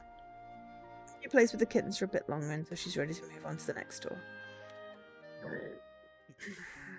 How could you ever move on? After stepping out to the last door on their list, Anya notices how orange the sky has become. Despite how late it's gotten, Diana is still running around with plenty of energy to spare, but the same couldn't be said about her classmates. So are there any stores y'all want to visit? We've walked along the mall several times now. If you wanted to go somewhere, we would have done it already. So where did Four Eyes go? Anya points a finger behind, indicating Robin is trailing in the back. Heavy-looking shopping bags are chained to both his arms. Despite his legs and chest crying for him to catch his breath, Robin forces himself to keep moving. Slap Four Eyes, put your back into it. I'm tired of dragging these things around. I don't believe it. But I thought you were a gentleman. You really want a gal like me to do that? What else do you need? We actually finished shopping a little while ago. What? Why didn't you tell me? Because I thought spending some time together would be nice. We had fun, yeah? Whatever.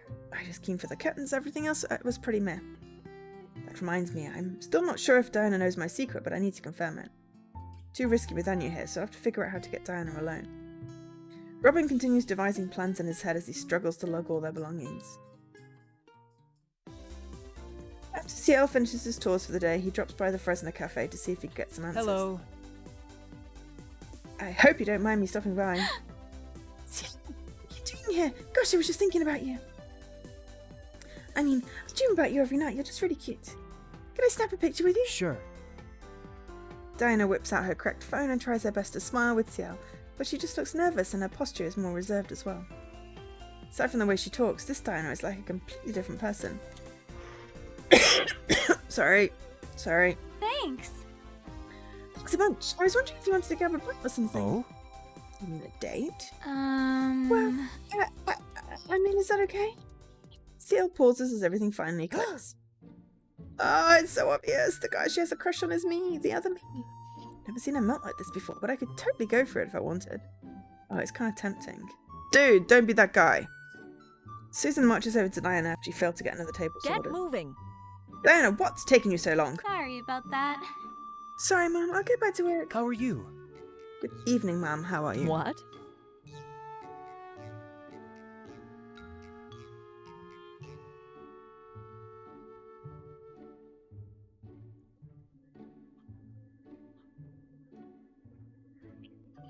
Ciel, what a surprise. It's an honor to have you here. mm-hmm.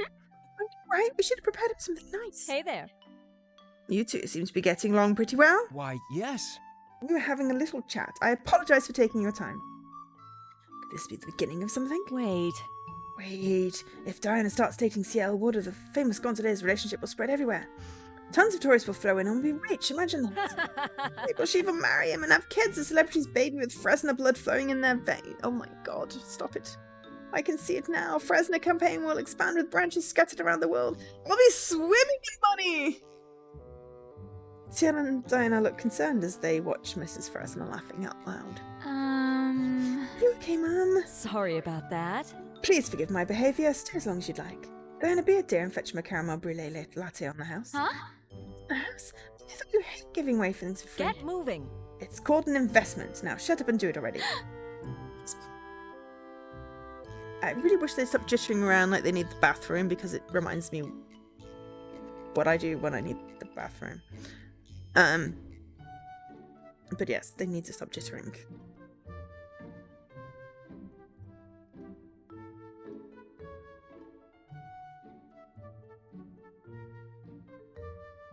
Diana obeys her mum's order out of fear and rushes to the kitchen. Jeez, what a useless daughter, but at least she's got the looks. Sorry, I shouldn't have kept her occupied for so long. Ciel, is it true you're single? It's quite the bold question, Mrs. Fresno, but yes, I'm single. Not for long, and how old are you? As a matter of fact. I am 17 now. Okay, so I said 16, but 17 wasn't close off. Even still, you know, that's a lot of pressure to put on like a 14, 15-year-old boy when his mum's ill.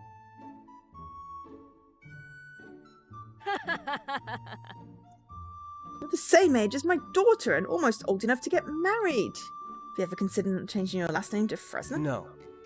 You can call me Mum. What? Huh? Yes.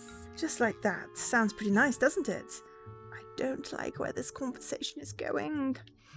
After CL gets his drink, he excuses himself before Diana's mum gets all the crazy ideas.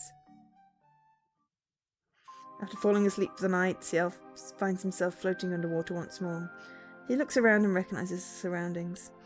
Schools of fish are swimming around the ancient ruins in another dream, but his reaction is much more calm than his first experience. Having this dream again? It's been a little while since I've seen this place. You see. We meet again. So? We can save the greetings when we meet in person. Mind explaining why I'm here? Just stay away from the mermaid. You've been warned. What? Mermaid? What are you talking about? I haven't seen her around lately. Fool. Lies. I'm watching you. Could you please stop? I already have enough stalkers to deal with. Accuse me of stalking you, insolent fool! How dare you label me with such a lowly title, idiot? Really? Did you just stutter? Silence! I shall not be mocked by someone as inferior as yourself. Take that back, that insult at once. Who are you? Come out and show yourself. I already have, but your eyes are simply too blind. Oh? Wait, I've already met this person. I don't recognize this voice. Since this is a dream, I can't completely trust my memories. There are a lot of people in the plaza, so maybe it was one of them. We just talked face to face, maybe I'll get some answers. Give me a hint. What do you look like? The voice pauses for a brief moment before responding. Stay away from the mermaid, that is all. Enough! Why are you so persistent about this? I haven't told anyone about her. The conversation ends, once again with the falling ruins, and CL swimming away as fast as he can, but it's pointless. Crumbling stones eventually catch up and silence him.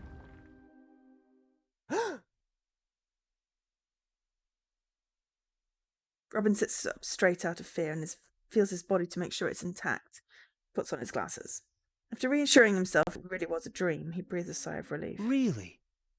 Oh, whoever you are, I'd appreciate not dying every time.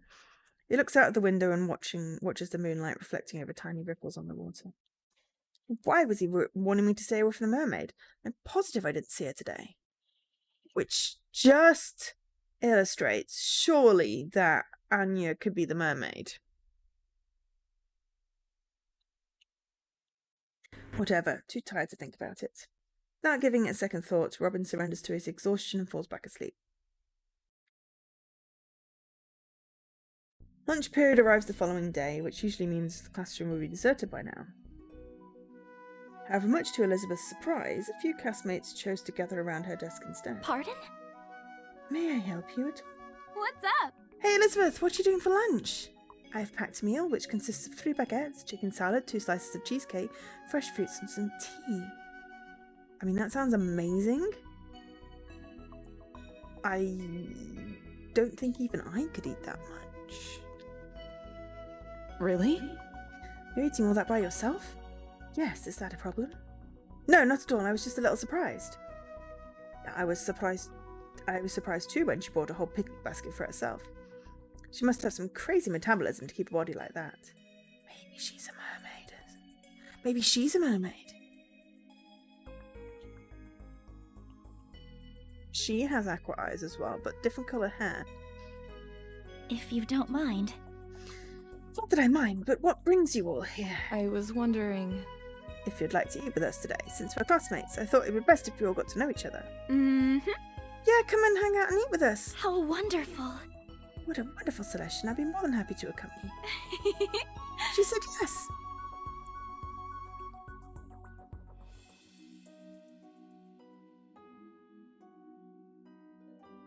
I feel like the luckiest girl in the world.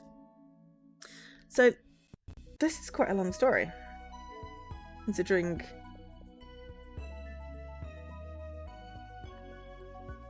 learn about the mermaid's true identity. Oh, I need to know.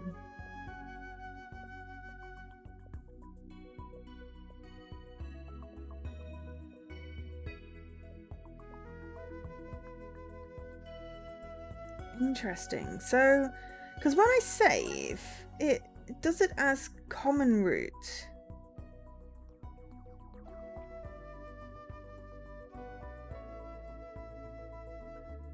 I am wondering if there's like...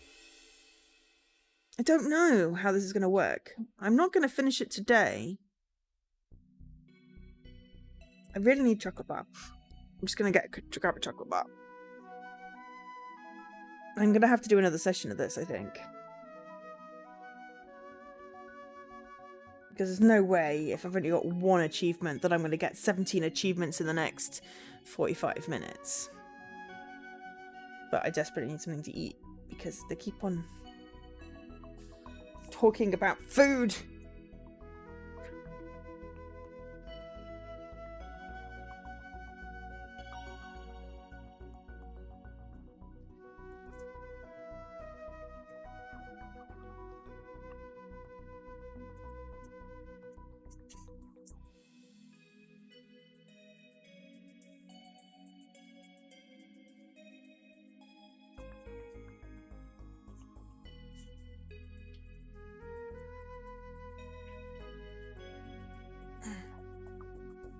Yes, the problem is that there's lots of things I need to stream, but I'm definitely curious about this one.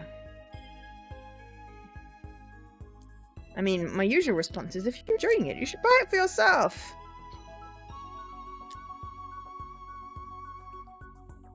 Devs. But I probably will do another stream. Maybe next week.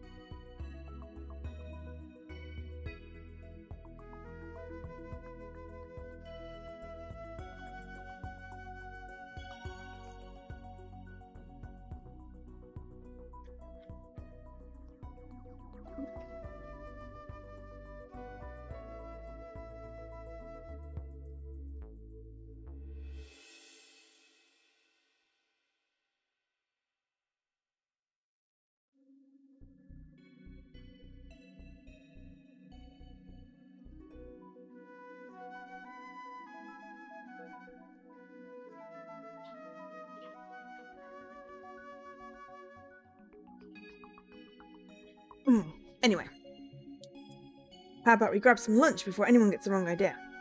Everyone agrees as they are last to leave the classroom. There we go. Chocolate bar. Calm the brain. The group is finally heading to lunch and they're chatting along the way, but a conversation could last forever with Diane around, especially if it's about Elizabeth.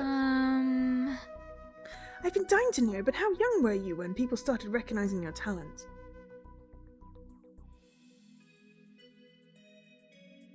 Knew it. She's been dying to interview her. You see... To be honest, I did not have any talent, only passion. It took me many years of practice before I was allowed on stage. Huh? Really? Could have sworn somewhere that you've always been a young prodigy, a diamond in the rough. More often than not, the agency tends to exaggerate my history so I can appeal better to the audience. For the purpose of marketing, they portray me as a perfect idol when I am not. I've met many talented singers who are far more skilled than me, but they were never given the chance to shine. The industry uses strict standards such as age and appearance to determine what an idol should be. You're being really humble here, Elizabeth. I mean, you're like one of my favourite singers. I appreciate the compliment, but it is the truth. I've never really been confident in my skill alone. You can do it. I don't know much about music, but my advice is to keep giving it your all and prove you earned your success. Sure. I agree. If you weren't good, you wouldn't have so many fans supporting you. Oh! Yeah, Fox actually said something nice for once. Be proud of what you've done. As a huge fan myself, I can tell you're doing great, so don't let little things like that keep you down. You are too kind. Your words are too kind for me, thank you all. For sure, let us know when you start performing again. Hey. How are you liking this school? Very intriguing to say the least. I never would have imagined myself attending a school that also doubles as an aquarium. As a matter of fact. It's certainly one of a kind, especially since the school's founder is a firm believer in merfolk and the ancient civilization. He felt it would be a unique way to honor Levios while portraying that sea creatures can live peacefully among the humans. It would be very relaxing, all that water. Many view it as a way to ask Levios for forgiveness, which is why the school received much of its funding from believers. This approach was controversial because of its abnormal architectural layout. It's also because the fish could be a distraction in an educational environment. Despite that, it's become one of the most successful high schools in Aquadine. Oh, Oh, you really sounded like Ciel there. I'm impressed. my. Agreed. Maybe we really will have 2 tour guides for our field trip. Sorry, I got carried away. After making a turn, Elizabeth can't tell where they're headed. She seems to recognize part of the hallway, though. The others halt before a pair of large doors that leads to a dark room. They go in, and Elizabeth follows behind with hesitation. I thought the cafeteria is located in the other direction. And why are the lights off? Guess this is where you get kidnapped. Now hold still so I can tie you like a hog. Oh dear, anybody, help! I'm just gonna turn on the lights. Surprise! That's not a surprise. Elizabeth is stunned to find herself in a gym with students surrounding her. Everyone from her class is present. Wow. Happy birthday. It's not what we're celebrating. Elizabeth. Welcome to Aquadine, Elizabeth. I know it's late, but everyone chipped in a little so we could hold this party for you. It cannot be. I'm amazed that you would do this. Robin was your idea. Actually. No, it's pretty obvious whose idea it was. Everyone glances at Diana, who is smiling without a care in the world. Well, I mean, Elizabeth Rhodes transferred to our school. You know, we ought to throw confetti for things like that. Four Eyes played a big part in organise everything, though, kind of like the guy pulling the strings. I'm just surprised you managed to keep it a secret. mm-hmm. Yeah, I can't take all the credit. You two helped me shop for the party stuff over the weekend. Oh yeah, Cameron and the music head team. The musclehead team spent the morning getting everything ready. Hey. It's the martial arts team. Get it right. I only agreed because Robin asked for help. Yeah, whatever. You are too kind. Thank you very much, everyone. It must have taken quite some time to decorate a room as large as this.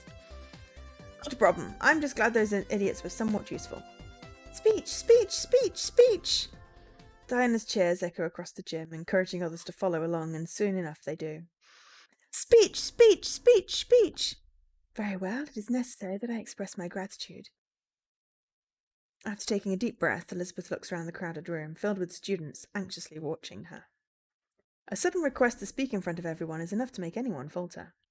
Elizabeth has experienced this many times at her concerts, so she remains calm. Greetings. Once again, I would like to thank all of you for putting together this wonderful party for me. I was invited to lunch by my fellow classmates, but this wasn't exactly what I had in mind. You see. Admittedly, I was quite nervous after learning my family would move here. I didn't know what to expect. However, Aquadine is a spectacular town, one filled with many new experiences just waiting to be explored. I was pleasantly surprised to learn how different it is from my home. Every day holds something new, whether it is meeting people, seeing new places, or trying different kinds of food. Can't forget that one. If you don't mind. I am excited to learn more about you all. Hopefully we can get along and become friends. Her conclusion is met with a round of applause. If anyone just walked into the room, they may think she just threw a small concert. I don't know about you all, but I'm starving. Time to dig in. Pardon? Dig in? Would we require shovels?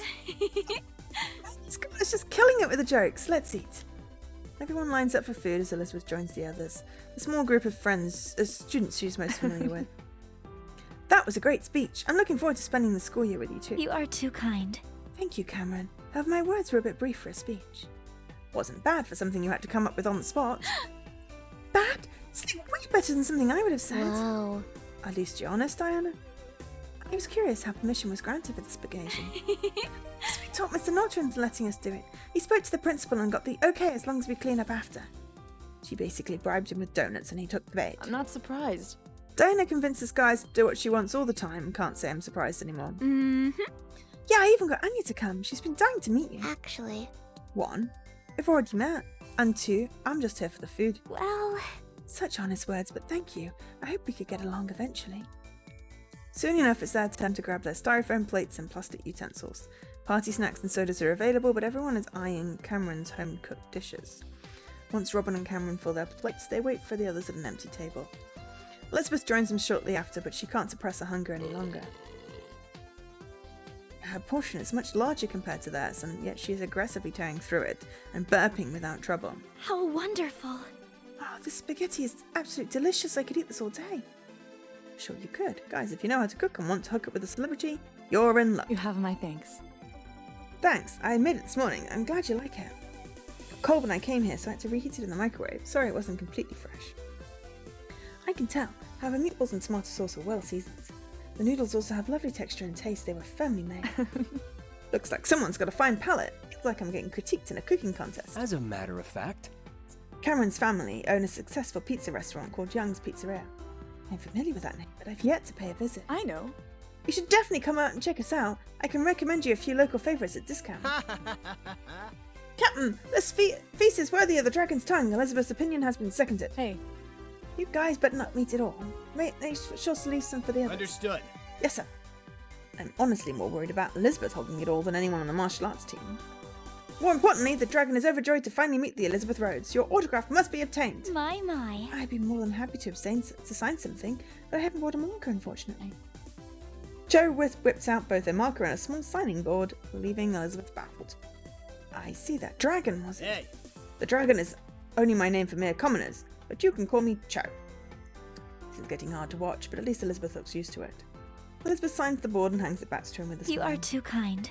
There you are. Thank you very much for your support, Joe. So, the fact that she has a voracious appetite makes me very, very happy. I do like it when girls are allowed to eat.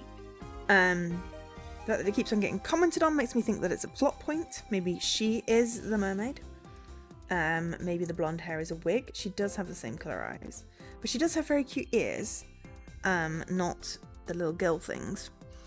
The creepy butler, you know. The fact that something happened to Robin's mum and Elizabeth seems to know something. Maybe she accidentally, like, when she was little, like, ate some of her life force or something. I don't know what mermaids do. I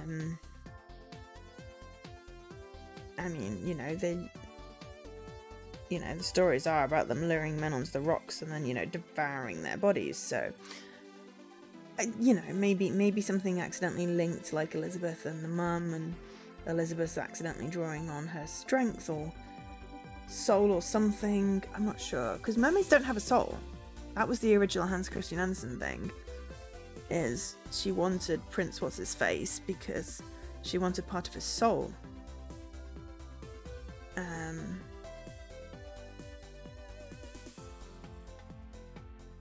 don't know. And then there's Anya, who just seems to be like a genius, which is awesome, who likes cats. I mean, what is there not to like? So again, suspicious. And the fact that the voice seems to think that he's still hanging out with the mermaid, even though he has only seen her twice in the sea. So yes, I am very intrigued by this story. I'm hoping in about half an hour we get to a convenient stopping point and also have another achievement, because just one achievement is going to make me very sad. And we will probably pick this up again like next Sunday for more story time, because I will be back on a regular streaming schedule then. But in the meantime, if you can't wait, then you should definitely pick this up. It's probably on Steam as well, I imagine, Switch. These things usually are on PlayStation. It is on the slightly expensive side for a visual novel, based on other visual novels, but on the other hand, the art is exquisite. Like the shading and everything is really, really cool. The voices are good. I wish there was more voicey. When it says voice acting and then it's just got little bits, it's like, no, because then I can't give everyone their own accents. I have to try and do the thing, though. If you've noticed, I've managed to sneak in Anya as slightly Scottish because I can't imitate her voice. But yeah, I'm really enjoying this. So let's continue a little bit longer. And then, because we'll be aiming to finish by 6, and it's currently 25+5, so we've got about 35 minutes, but if we come to a convenient stopping point before then we will just stop and pick it up next week, basically. And then, as I've said, there's no Tuesday stream because I am away with work, but I will be back on Thursday.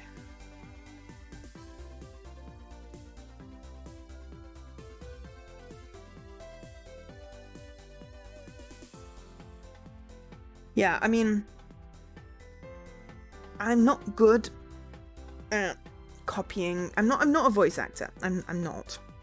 I do silly voices. But nothing professional, really.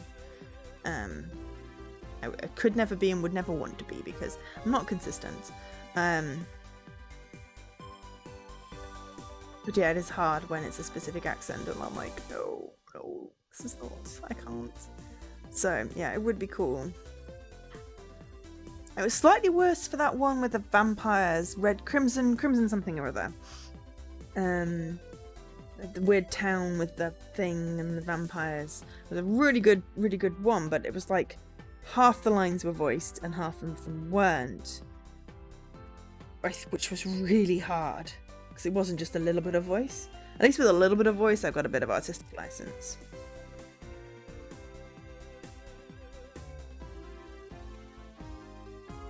I'm really drawn to Cameron though. I feel like Cameron has a crush on Robin. I don't know. Or, I mean, they're really good friends, but I don't know. Every character is God with a booming voice. That's not going to happen. My throat won't take it. I have enough problems with doing a booming voice for the judge in Phoenix Wright, and there's God in here. I don't really do booming. But anyway. Of course. And thank you! The dragon will treasure this for all eternity. However, the dragon has one more quest if that's okay. Oh, okay, fine. For you. What do you sing for us, Elizabeth? Pardon? Sing? Yes, it's been so long since you've had a concert. The dragon wishes to hear your songs live once more. Forgive me. But I'm not feeling well enough to sing. Perhaps another day would be more suitable. Satisfied with the autograph, Cho leaves him alone and meets up with his other teammates. I was wondering... Sorry if it was bothering you. Rest assured. Not at all. Seeing all those friendly people reminds me of my friends back in Silver. Elizabeth seemed just fine to me. Don't know if I'm overthinking it, but this reminds me of the other day when we were talking about her career. Is she really okay? Hey! We're your friends too, right, Anya? Actually... Debatable. Sorry for keeping you all waiting, gotta count them calories, you know. Is there any food left? I wish to have seconds. What? You're still hungry after all that? Well... There's still that whole pot of fried rice Anya made if you want to try that. It's like a league on its own. My. With such praise, I have no reason not to have a taste. Anya uses her clean spoon to share some fried rice so that Elizabeth can try her first bite. Ugh, it's a crime to even call this food. Well... How is that? You see... I have yet to taste something quite like this before. It certainly has a unique flavour. Glad you like it. Want some more? Thank you, but I must respectfully decline. I am rather full. Really? After only one bite, I thought you had enough room for another plate. Well... No, I've underestimated myself. I can assure you I am quite full now. Must have been pretty bad if a foodie has to... must have been pretty bad if a foodie has to lie away out. Oh! Muscle had yapping about earlier, like he was bugging you or something. Pardon? But could you repeat that question? Cho came over and asked Elizabeth to sing. Dear, sing. Without warning, Diana tosses Elizabeth the microphone and anxiously waits for her to sing. Everybody else in the room feels the same way. The atmosphere closely resembles a concert where many fans are eager to see her on stage. Despite having years of experience, Elizabeth clearly has a lack of confidence. Her legs are trembling and desperate to inch her way back. However, she manages to gather the courage to at least speak once more. Once again, allow me to thank you for organising this party. It's been so long since I had so much fun. I sincerely wish to repay your kindness, but I am not in the best condition to sing right now. Forgive me. I promise I'll make it up to you another day. There's something going on weird. She can't sing. Did she trade her voice for legs? Elizabeth looks sad as she leaves her classmates disappointed, but they seem to understand though. But it's so long since you sang. Your voice sounds just fine. Well... If she doesn't want to sing, don't push her. I hate to admit it, but I agree with Diana on this one. Elizabeth seemed afraid. You see... I apologise for disappointing you, Diana. Hey. Taking care of yourself should be your utmost priority. I don't know about your situation, but I'm sure your fans would rather wait until you recover first. You are too kind. Thank you for your understanding. A sudden bell interrupts their conversation and ends the lunch period. Some other of the classmates are already cleaning up. Looks like there wasn't time for a song anyway. Another day, Elizabeth. You can't hide from your destiny. How annoying. Seriously, just get going already, you stupid car! A frown surfaces as Elizabeth watches everyone go their separate ways. Even though Diana was joking, those words still linger. Right, it's another day. Oh? Are you coming, Elizabeth? Forgive me. Yeah, sorry to keep you waiting. Stop saying sorry! Elizabeth works away first, but Robin follows behind with his own concerns to worry about. Everyone's leaving like a secret life. After all the bookings were complete for the day, Robin and his grandpa decide to visit the hospital together. They're currently waiting in the hall until the checkup is done. Grandpa will speak. What's taken them so long? Can't be helped. We came at a bad time. What are you reading anyway? As a matter of fact. Some book about merfolk mythology. Just started it recently. Oh, yeah? I thought you said you didn't believe in merfolk. Really? Just because I don't believe doesn't mean tourists wouldn't be interested. Besides, throwing in some myth mixes them up. But I admit my views have drastically shifted after a few events. What? Tourists? Does that mean you're giving tours again? Cameron, you scared me. See, that was your fault. Subject, Grandpa. Sure, I screwed up, but Cameron came out of nowhere. I'll change the How subject. are you? What a coincidence. Never thought I'd see you here. Hey, Ciel said it was okay for me to pay your mum a visit, so I wanted to stop by. enough. Anyway, stop dodging the question. You giving tours again? Crap, I thought I got away with it. This is Cameron we're talking about. No. Obviously needs to pee. No, I'm not doing tours anymore. It just slipped out of habit. It's disappointing, but I understand. How's your mum doing? About to find out. The doctor's checking on her, which is why we're waiting out here. I know. I'll cut some apples for her next time. Would she like that? Thank you. That's really considerate of you. Your mum's a strong woman. I have faith she can get through this. She's an inspiration to so many people, myself included. Cameron looks up to Mum. Dr. Woodman finally comes out of Tori's room and she sees the family waiting in the hall. But there's one face she doesn't recognise.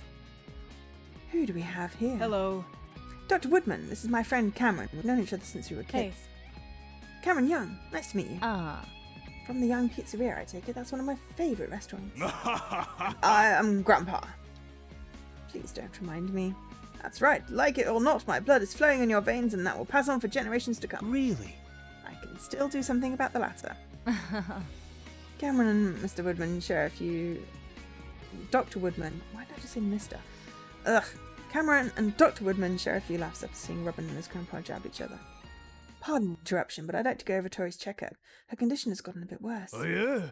Worse? She's been here for 4 years I now. understand. We're doing everything we can.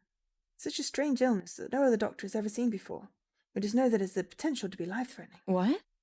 An illness that hinders one's ability to see and walk at the same time is bizarre enough, but how could that be life-threatening? Because it's also affecting her lungs. I didn't want to worry you, which is why I never shared this. I see. By the way, She hasn't had any trouble breathing lately, so try not to worry too much. We prescribed her an inhaler, which seems to help. That seems reassuring. actually, For some reason, her condition occasionally stabilizes after she takes a bath. Maybe she's turning into a mermaid and she needs water to breathe. Or maybe she's been linked to a mermaid who's using her to be on dry land and... Yes! There's definitely mermaids involved in this. We're not sure how that's even possible, but it's her only lead. We even resorted to bathing her multiple times a day. What else can we do for her? Aside from drinking lots of water and getting plenty of rest, having family by her side means a lot to her.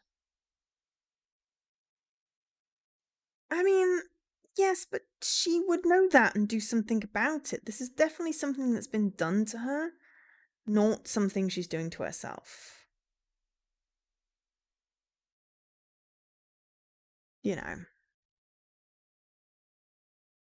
And the fact that Elizabeth seemed really guilty. She was like, a few years ago? Oh no, it couldn't have been. You know. Anyway, Oh. it's time to go in. mm-hmm. Just let any of the nurses know if you need anything. We have plenty of water and wet towels available. Dr. Woodman steps aside so everyone can see Tori. I think it's a W that's throwing me. It's probably why there's a bathtub in the room. Though there's no tap. It's just... Or maybe that's a table. Maybe that's a table and not even a bathtub. I just assumed it was a bathtub. It's a rather nice room. But yeah, it would make sense. Just to, like, keep her in a water tank or whatever. After hearing the door click open, Tori faces that direction with a smile, since she's expecting a visit from Robin. How are you? How was your day, Sia? I heard you've been busy lately. No, Mum, you just outed him!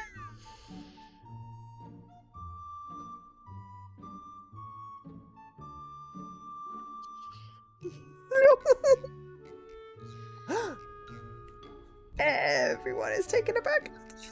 His name, Tori's teens kid at the worst possible time. What? Was she expecting Ciel to pay a visit? Her vision has gotten weak, remember? She can't tell anyone apart these days. It's a terrible shame. Oh, yeah? Yes, she can't even tell coconut ice cream from vanilla without tasting it, poor soul. In any case, you have my empathy. It's been quite some time. I never realised her vision had deteriorated this much. That voice, is that you, Cameron? She's totally playing along. Okay. Oops, indeed, yeah. Yes, it's so good to see you again. I would say the same. But I can hardly see these days. Joke catches them by surprise, especially since Tori is the one telling it. Cameron, how's your family doing? Pretty good, pretty good. The restaurant's always busy, so May and I help out whenever we can. My mum's reporting job slowed down a little, but she thinks that could change since Elizabeth moved here. Of course. That's right. Robin did mention that she transferred recently. He even gave her a little school tour. Oh? Really? Robin never told me that. Mr. Norton just made me show her around, that's all.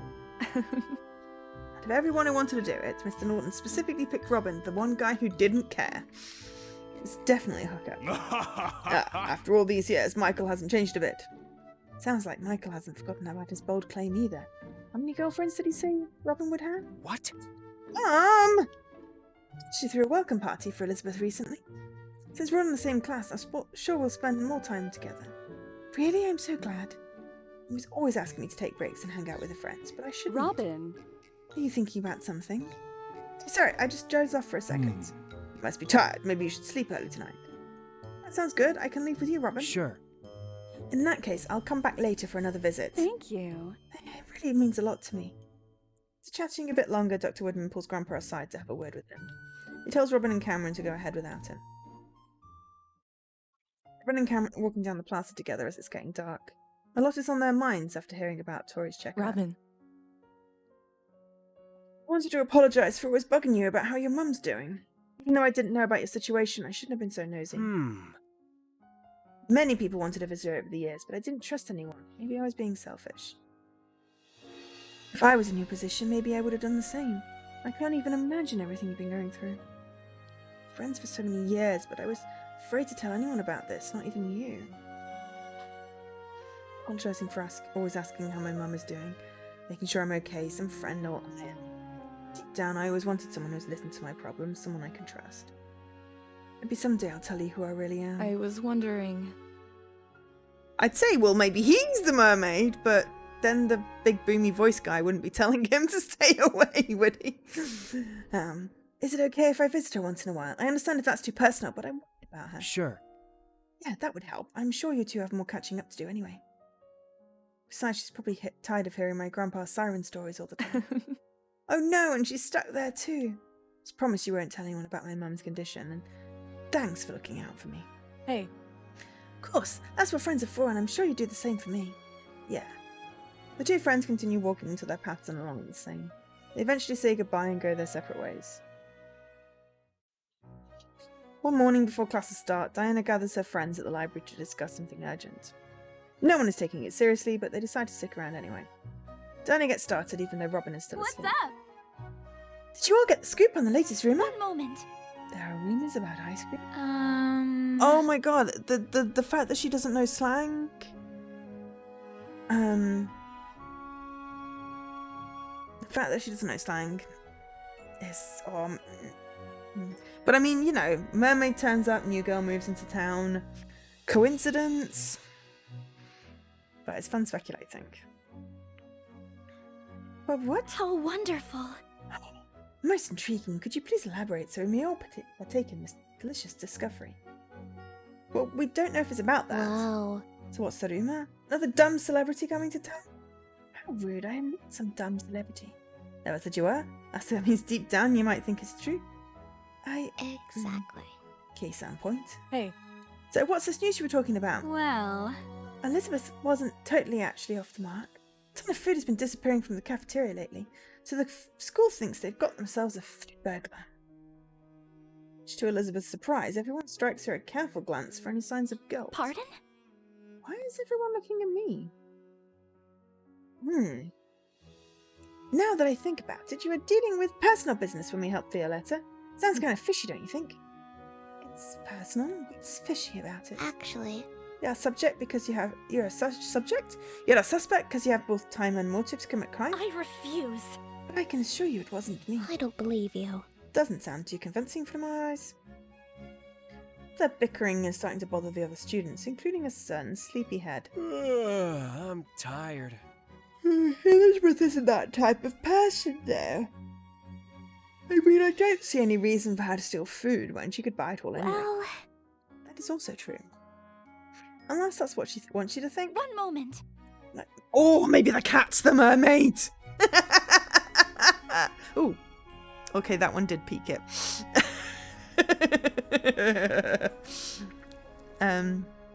Yeah, maybe the cat's the mermaid.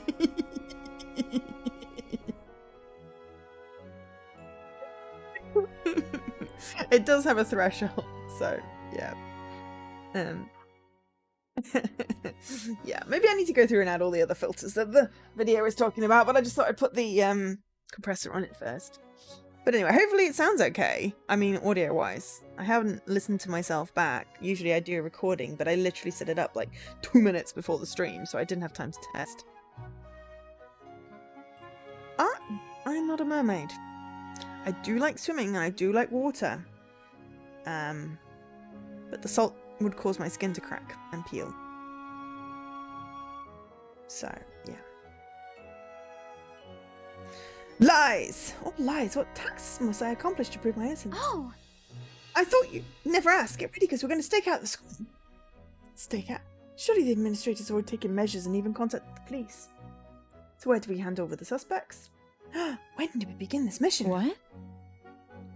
I don't know about this. It's not really our place to get involved. Come on, think of it as a test of courage. well. But if you're actually scared, wouldn't that make the martial arts team look kind of weak? And you are the captain, right? That's pretty good bait, but this is Cameron we're talking about. He's the most disciplined guy I know. Enough. That sounds like a challenge. Let's do it! What? I can't believe that worked. You're not against this, Anya? What? Doing nothing at home? You're coming with us too, Four Eyes? Really? And how do you plan on convincing me? Gal's got her ways. Robin keeps his guard up all day without the slightest clue on what Diana has in store for him. After being left in the dark all day, Robin assumed Diana forgot about bringing him along and goes straight to bed. But now that his guard is at its lowest, an infiltrator sneaks in and snuggles with him. Robin wakes up before putting on his glasses. What's up? Surprised to see me? Well, get a load of this. The bright smile on her face, Diana shows off what she caught on her phone. It's a picture of her in bed with Robin while she's holding up a peace sign. Looky here, if you don't want the whole school to know about this, you better come with us. People don't like me anyway, so I've got nothing to lose. Heck, I could even brag about it, but what'd CL say if he saw that? You wouldn't. Try me. Go ahead and send it. Interesting. Looks like you didn't see that coming. It's going to take more than that to outsmart me.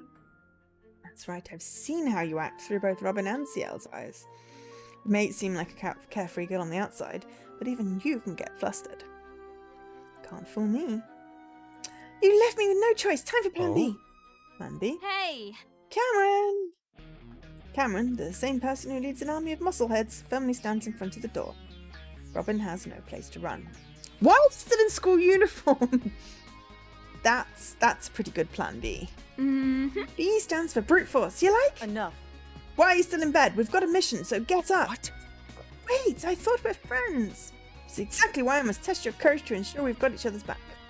I'll not trust a weakling with my life. Whatever. That's great. Now, where's the unfriend button? Cameron pops a vein before slowly closing in on Robin. Ah! A rapid flurry of kicks resounds so loudly that even Anya and Elizabeth could hear from outside. One moment. What was that? Actually, Sounds like Plan B. it cannot be. I am surprised Plan A failed. Given those circumstances, I assumed any male would fall victim to Diana's schemes. It had too many flaws, especially since Robin isn't just another idiot, but Diana wanted to roll with it anyway. I never realised Mr. Bookworm, Robin actually lives here. Wow.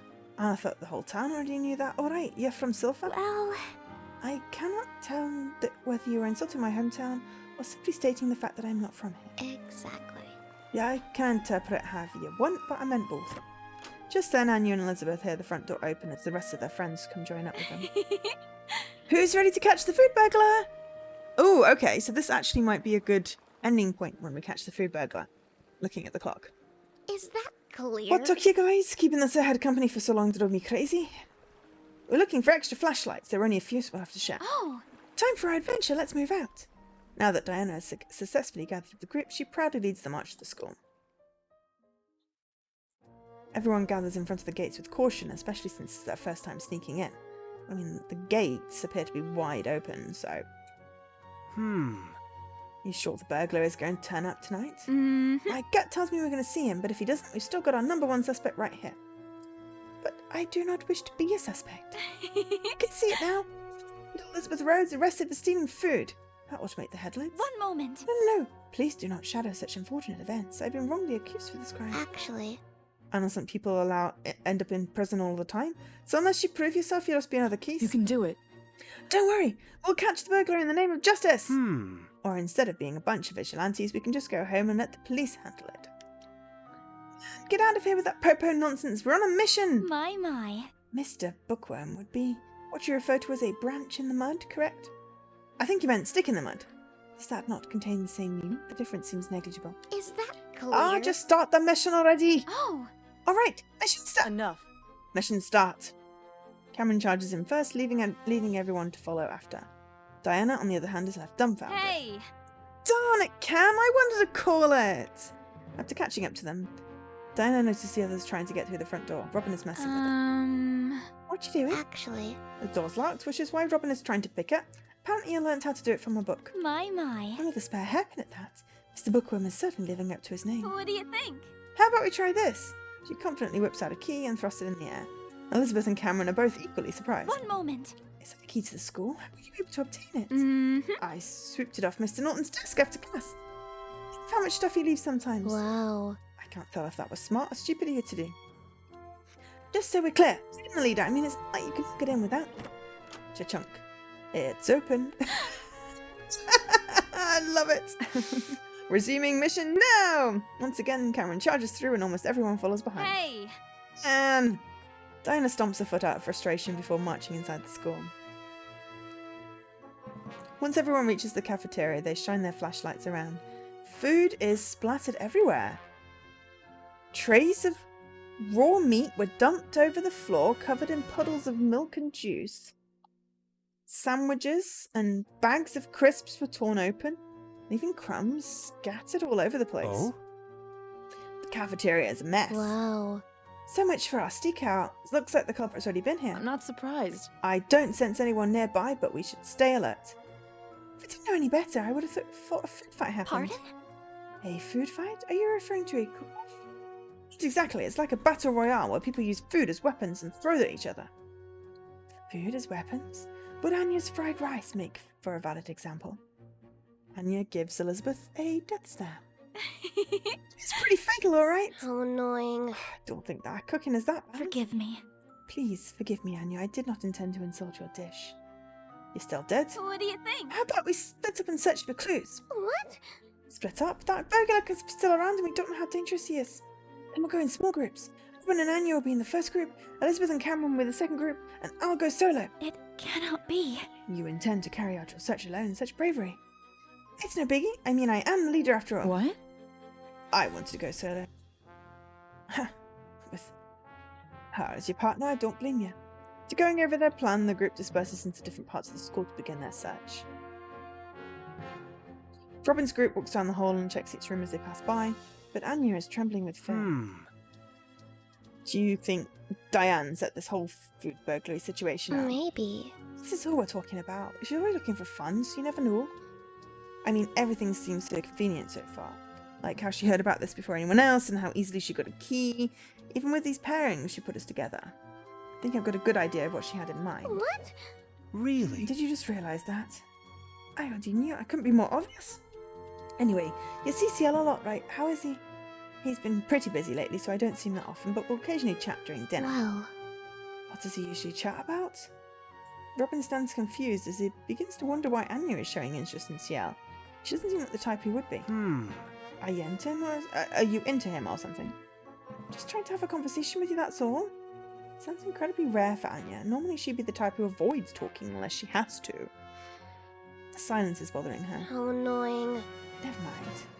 As Anya marches deeper into the darkness, Robin is left speechless by her sudden reaction. Meanwhile, one girl has a plan up her sleeves. She stands alone in the aquatic classroom, which looks like it's underwater in the moonlight. While everyone's looking for the fruit burglar, they'll never guess what I've got waiting for them. What are you doing, Diana? Diana whips out a cheerleader uniform stored from her desk and gets changed. Now all I gotta do is put on some makeup and bam! I'm a zombie cheerleader.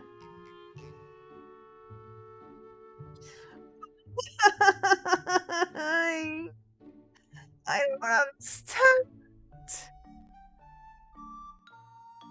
Rumour has it that one of the senior cheerleaders who used to go here died in an accident before she could graduate. Janitors say they've heard creepy noises after school, which is why people think her spirit didn't rest in peace. Cheerleaders nowadays even stay away from her locker because they think it's cursed.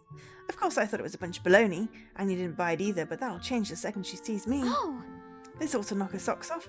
Heck, maybe she even cling on to Robin and hook up with him. As Diana takes out a makeup set from her desk, something moves. What's that? No response. Hit me okay? The mysterious being moves again, causing Diana to shiver in fear, but even then she continues to bluff her way out. hey. I ain't scared of you, I'll get Cam to wipe the floor with you, you'll see. A pair of fierce eyes glows from the darkest corner of the room and a shadow slowly begins to move. Who are you? The figure quickly emerges from the shadows and attacks Diana. Checking a few more rooms, Robin and Anya are convinced that the story about the food burglar is fake. They decide to spend some time in the library until the others are done. Anya insists on turning on the lights before heading to her usual table to draw. Robin, on the other hand, is glued to the bookshelves. I know that merfolk are real, but there's no way anyone could tell which books are reliable. Still reading about merfolk? Sure. Yes, this library arguably holds the most information about them in the world. It'd be a shame not to take advantage of it. If I knew our stakeout was going to turn out like this, I would have brought that other book with me. I see. With no further interest in what he's doing, Anya turns her attention back to her sketchbook. What, you're drawing anyway? Anya holds up a sketch. The fine line work is still light, but Robin could make a pretty safe guess after seeing the gondolas in the dark. Oh? Is that the Cloud Company? Well, I just wanted to draw every place I've been, that's all. Ah! A girl's scream echoes across the hall, loud enough for them to hear. Robin and Anya realise the situation might be more dangerous than they thought. Wasn't he? I don't know, but it sounds like one of the other girls is in trouble. I'll go check it out. Wait a second. Anya desperately pinches his shirt with her tiny fingers ever so slightly. Even the slightest pull will be enough for Robin to free himself. Please don't leave me alone. Anya, Anya, do you want to come with me? I'm not sure, it could be dangerous. don't worry. Relax. Once everyone regroups, I'll convince them that we should leave. Anya is surprised to learn how reliable Robin seems, and she begins to trust him. She gives a slight nod before relaxing the tension in her grip. Just stay close to me and you'll be fine. Okay. Robin leads the way where Anya follows close behind him at all times. Anya continues clinging onto Robin's vest while tightly gripping her sketchbook to channel her fear. As they venture the halls once more, Robin turns around briefly to talk to her. I'm not sure exactly where that voice came from. Any ideas? I don't. I just want to go home already. Don't worry. Everything is going to be okay. I've never seen Anya so scared before.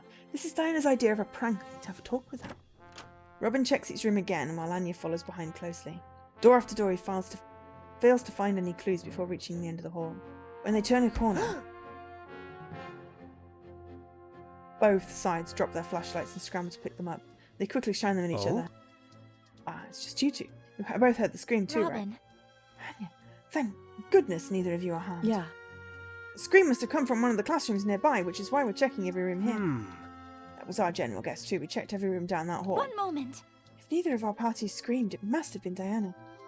We may have to split up. What? What's wrong? Anya glances towards Robin to be her voice. She wants to explain her opposition, but the right words aren't reaching her. Anya isn't saying anything, but I can tell she wants me to help her. She's trying her best not to look scared in front of the others. No. I'm against splitting up too. We don't have enough flashlights, and the phone signal is terrible here. You see. Most unfortunate. Without the form of communication, it appears our best option is to stay together. We'll lose precious time, but I guess we don't really have a choice. As a matter of fact. It'll be safer too, especially if there really is someone else inside. Enough. Alright, either way, everyone follow me. Anya breathes a sigh of relief while Cameron takes charge. She seems grateful that Robin stood up for her. I didn't really have another choice. I haven't had to make any choices. I kind of like making choices. And how it, changes the story. I guess it's also okay to have no choices. Like Winter's Daydream didn't have any choices. At least it doesn't have one of those horrible resource puzzles as in the middle of a visual novel. Because that's annoying.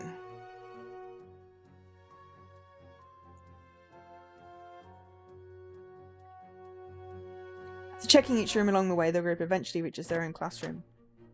But when they open the door, they find an inanimate body laying on the floor. Diana's. What? Hey, Calm down. Diana is just unconscious. Really? What's she doing in a cheerleader's outfit? Pardon? Perhaps this was the burglar's doing. I don't think so. Anya finds a makeup set on the ground along with Diana's school uniform and studies it. When she glances at what Diana is currently wearing, it doesn't take long before her frightened demeanour turns into fury. I don't believe you. You tried to pull that zombie cheerleader on me, didn't you? Oh? Zombie cheerleader?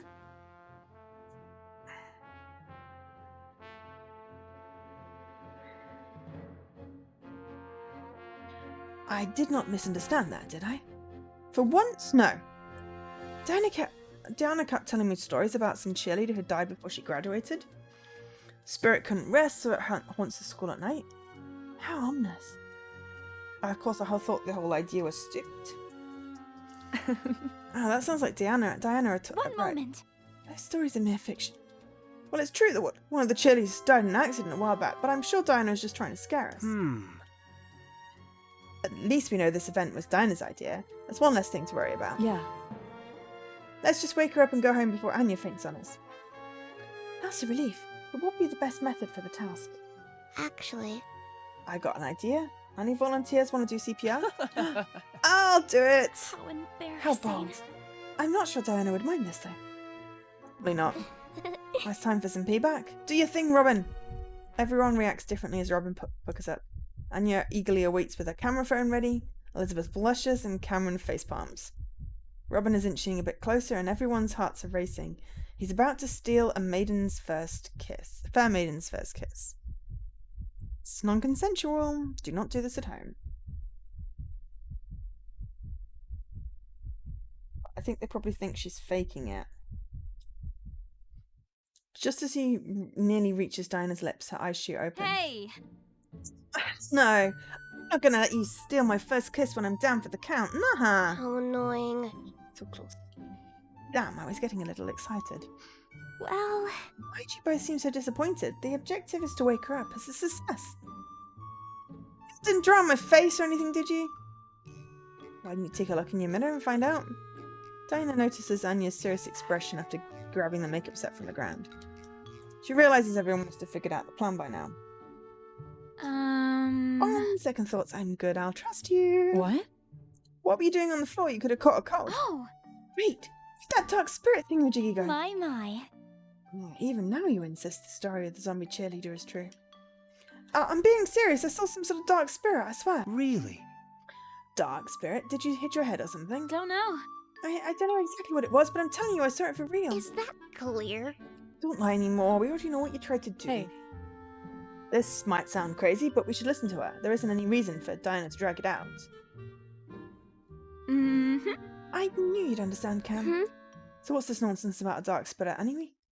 Once upon a time, there was a beautiful maiden with red hair who lived in the town of Water. She was real sweet, but her mum treated her like a failure. The maiden always wanted to be someone special, but never knew what to do with her life. One day, she met a tiny girl who was drawing outside with her little crayons. She's still tiny, by the way. How annoying. You're talking about us, aren't you? Where was it going with that? Really?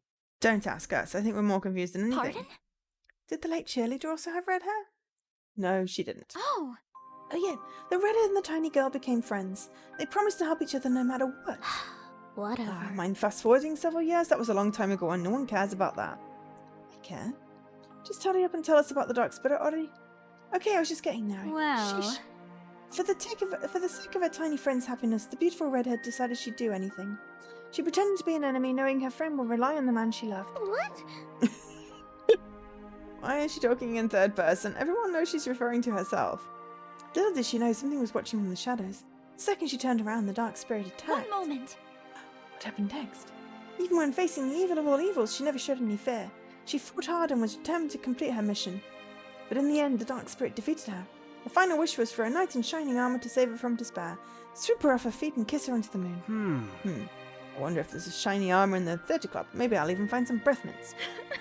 After all these years, she remembered her promise and was willing to sacrifice everything for her friend. But even the most selfless individuals have desires they cannot contain. Such a wonderful story. Wow. Oh, you actually believe that? Paul? I'm not surprised. So basically you tried to become the zombie cheerleader to entertain us. But while you were getting ready, something here knocked you out. Yeah, I was out colder than a penguin to my maiden instincts, Kitty. Hey.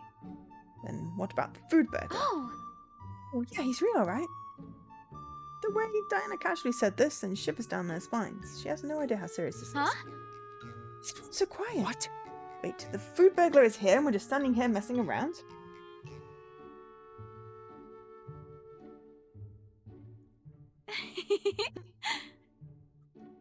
Huh, true stuff. I work in a restaurant, so even I know not to mess around with someone's fridge for a little prank. So you knew the food burglar was real, but wanted to prank us anyway? What's wrong with that? Really? Let's just get out of here.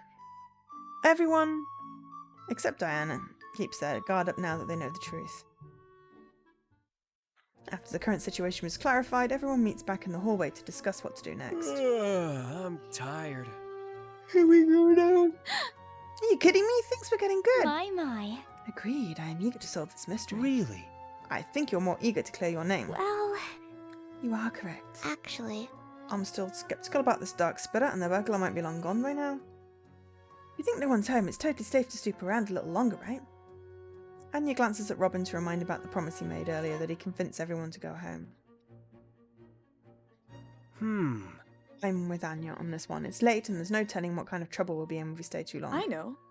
How about we check one more place? If we don't find anything there, we leave. Huh? Only one? you see. Well, I too am disappointed that our hunt is nearing its end. Cameron's proposal seems to be the most agreeable solution. Fine. We've been looking around all night, so there's only a handful of rooms we haven't checked. I think I've got an idea. Sure. I'm okay with this plan as long as Anya agrees to. Yeah, that's fine. As the group walks deeper into the hall, they finally find a clue. A trail of mustard that leads everyone to the gym. Condiments and milk are splattered all over the floor, while half-bitten sandwiches are piled up on the side. Cameron looks furious to find the gym in a similar condition as the cafeteria. Suddenly, a pair of eyes glow from the shadows. The burglar made a mess of the gym in all places? Hey! See, that's the dark spirit. I told you I wasn't lying. What? It's gonna be the cat. I want to go home. Could it be? Wait, the dark spirit is a food burglar? I guess so. Looks like it's 2-for-1 special. How wonderful. Remarkable. We now have evidence to prove my innocence. I think we've got more important things to worry about, like how we're supposed to catch that. Enough. Leave it to me. I don't care what it is, but I won't forget anyone who vandalizes my gym. Go for it, Cam. We're rooting for you. Come out, villain. You've got no place to run. Chubby figure steps into the moonlit court and reveals herself. She looks determined to guard her treasure. Told you it was a cat. No, it's just the cat, not Colonel Mustard in the gymnasium. What? Banjo? Our final boss is a cat? How did it get in here? She. Sorry about that. Well, we can't just leave her here. How should we approach her? We could use a decoy to distract her long enough until she drops her guard. You and I can pin her down. Really? You think it'll take both of us to catch her? Don't underestimate her. She's surprisingly quick for a cat. Please don't hurt her. We won't, but more importantly, which one of us would make for the perfect decoy? Yes. While Robin and Cameron are devising their strategy, Elizabeth steps forward with a wide smile. She can't resist the urge to pet the cat. My. What an adorable kitty. What? Are you blind? That's the fattest cat I've ever seen. Stop fat-shaming! My vision is at least better than yours, Mr. Bookworm. I simply wish to hug her. If you don't mind. Please come this way. I welcome you to my arms. Meow. The fat cat desperately tries to leap into her arms but can't. Elizabeth has to pick her up instead, and Banjo happily cuddles against her bosom.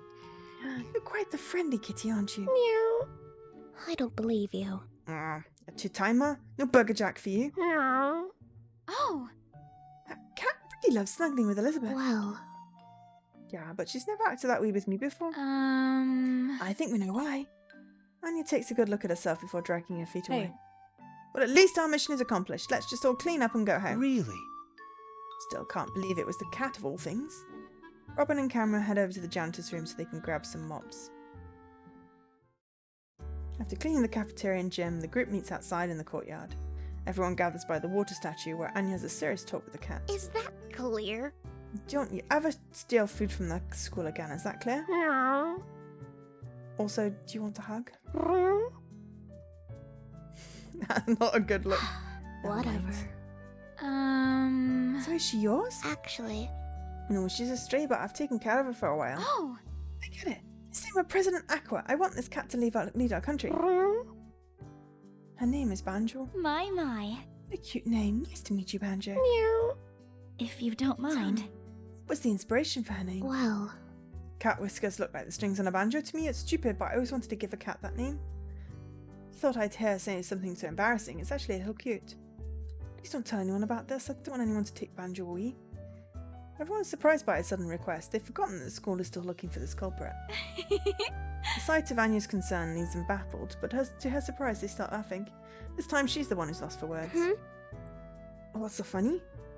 Come on, Anya, I don't know about them, but I wouldn't sell you out. My lips are sealed. rest assured. We are your friends, so please rest assured your secret is safe with us. Yeah. As long as she doesn't make another mess at the gym, this never happened. You have my word. Thank you. Meow. Banjo raises her paws with excitement so Dan can lift her. She leaves herself vulnerable by snuggling with another girl. Cameron and Elizabeth laugh while playing with the cat's flappy belly. Robin and Anya follow behind them as they leave the courtyard. Robin. Thanks for not telling anyone I was afraid. Don't worry. You did good, and there's nothing wrong with being scared of something. Everyone's different. Yeah. For someone who can be a little intimidating at first, she's actually more approachable than I thought. I'm kind of glad I got to see a different side of her. Sometime after everyone left the gates, a mysterious stranger quietly appeared, gazing at the school. The air is colder than before. This must be where I sense the restless spirit. Right. Perfect timing.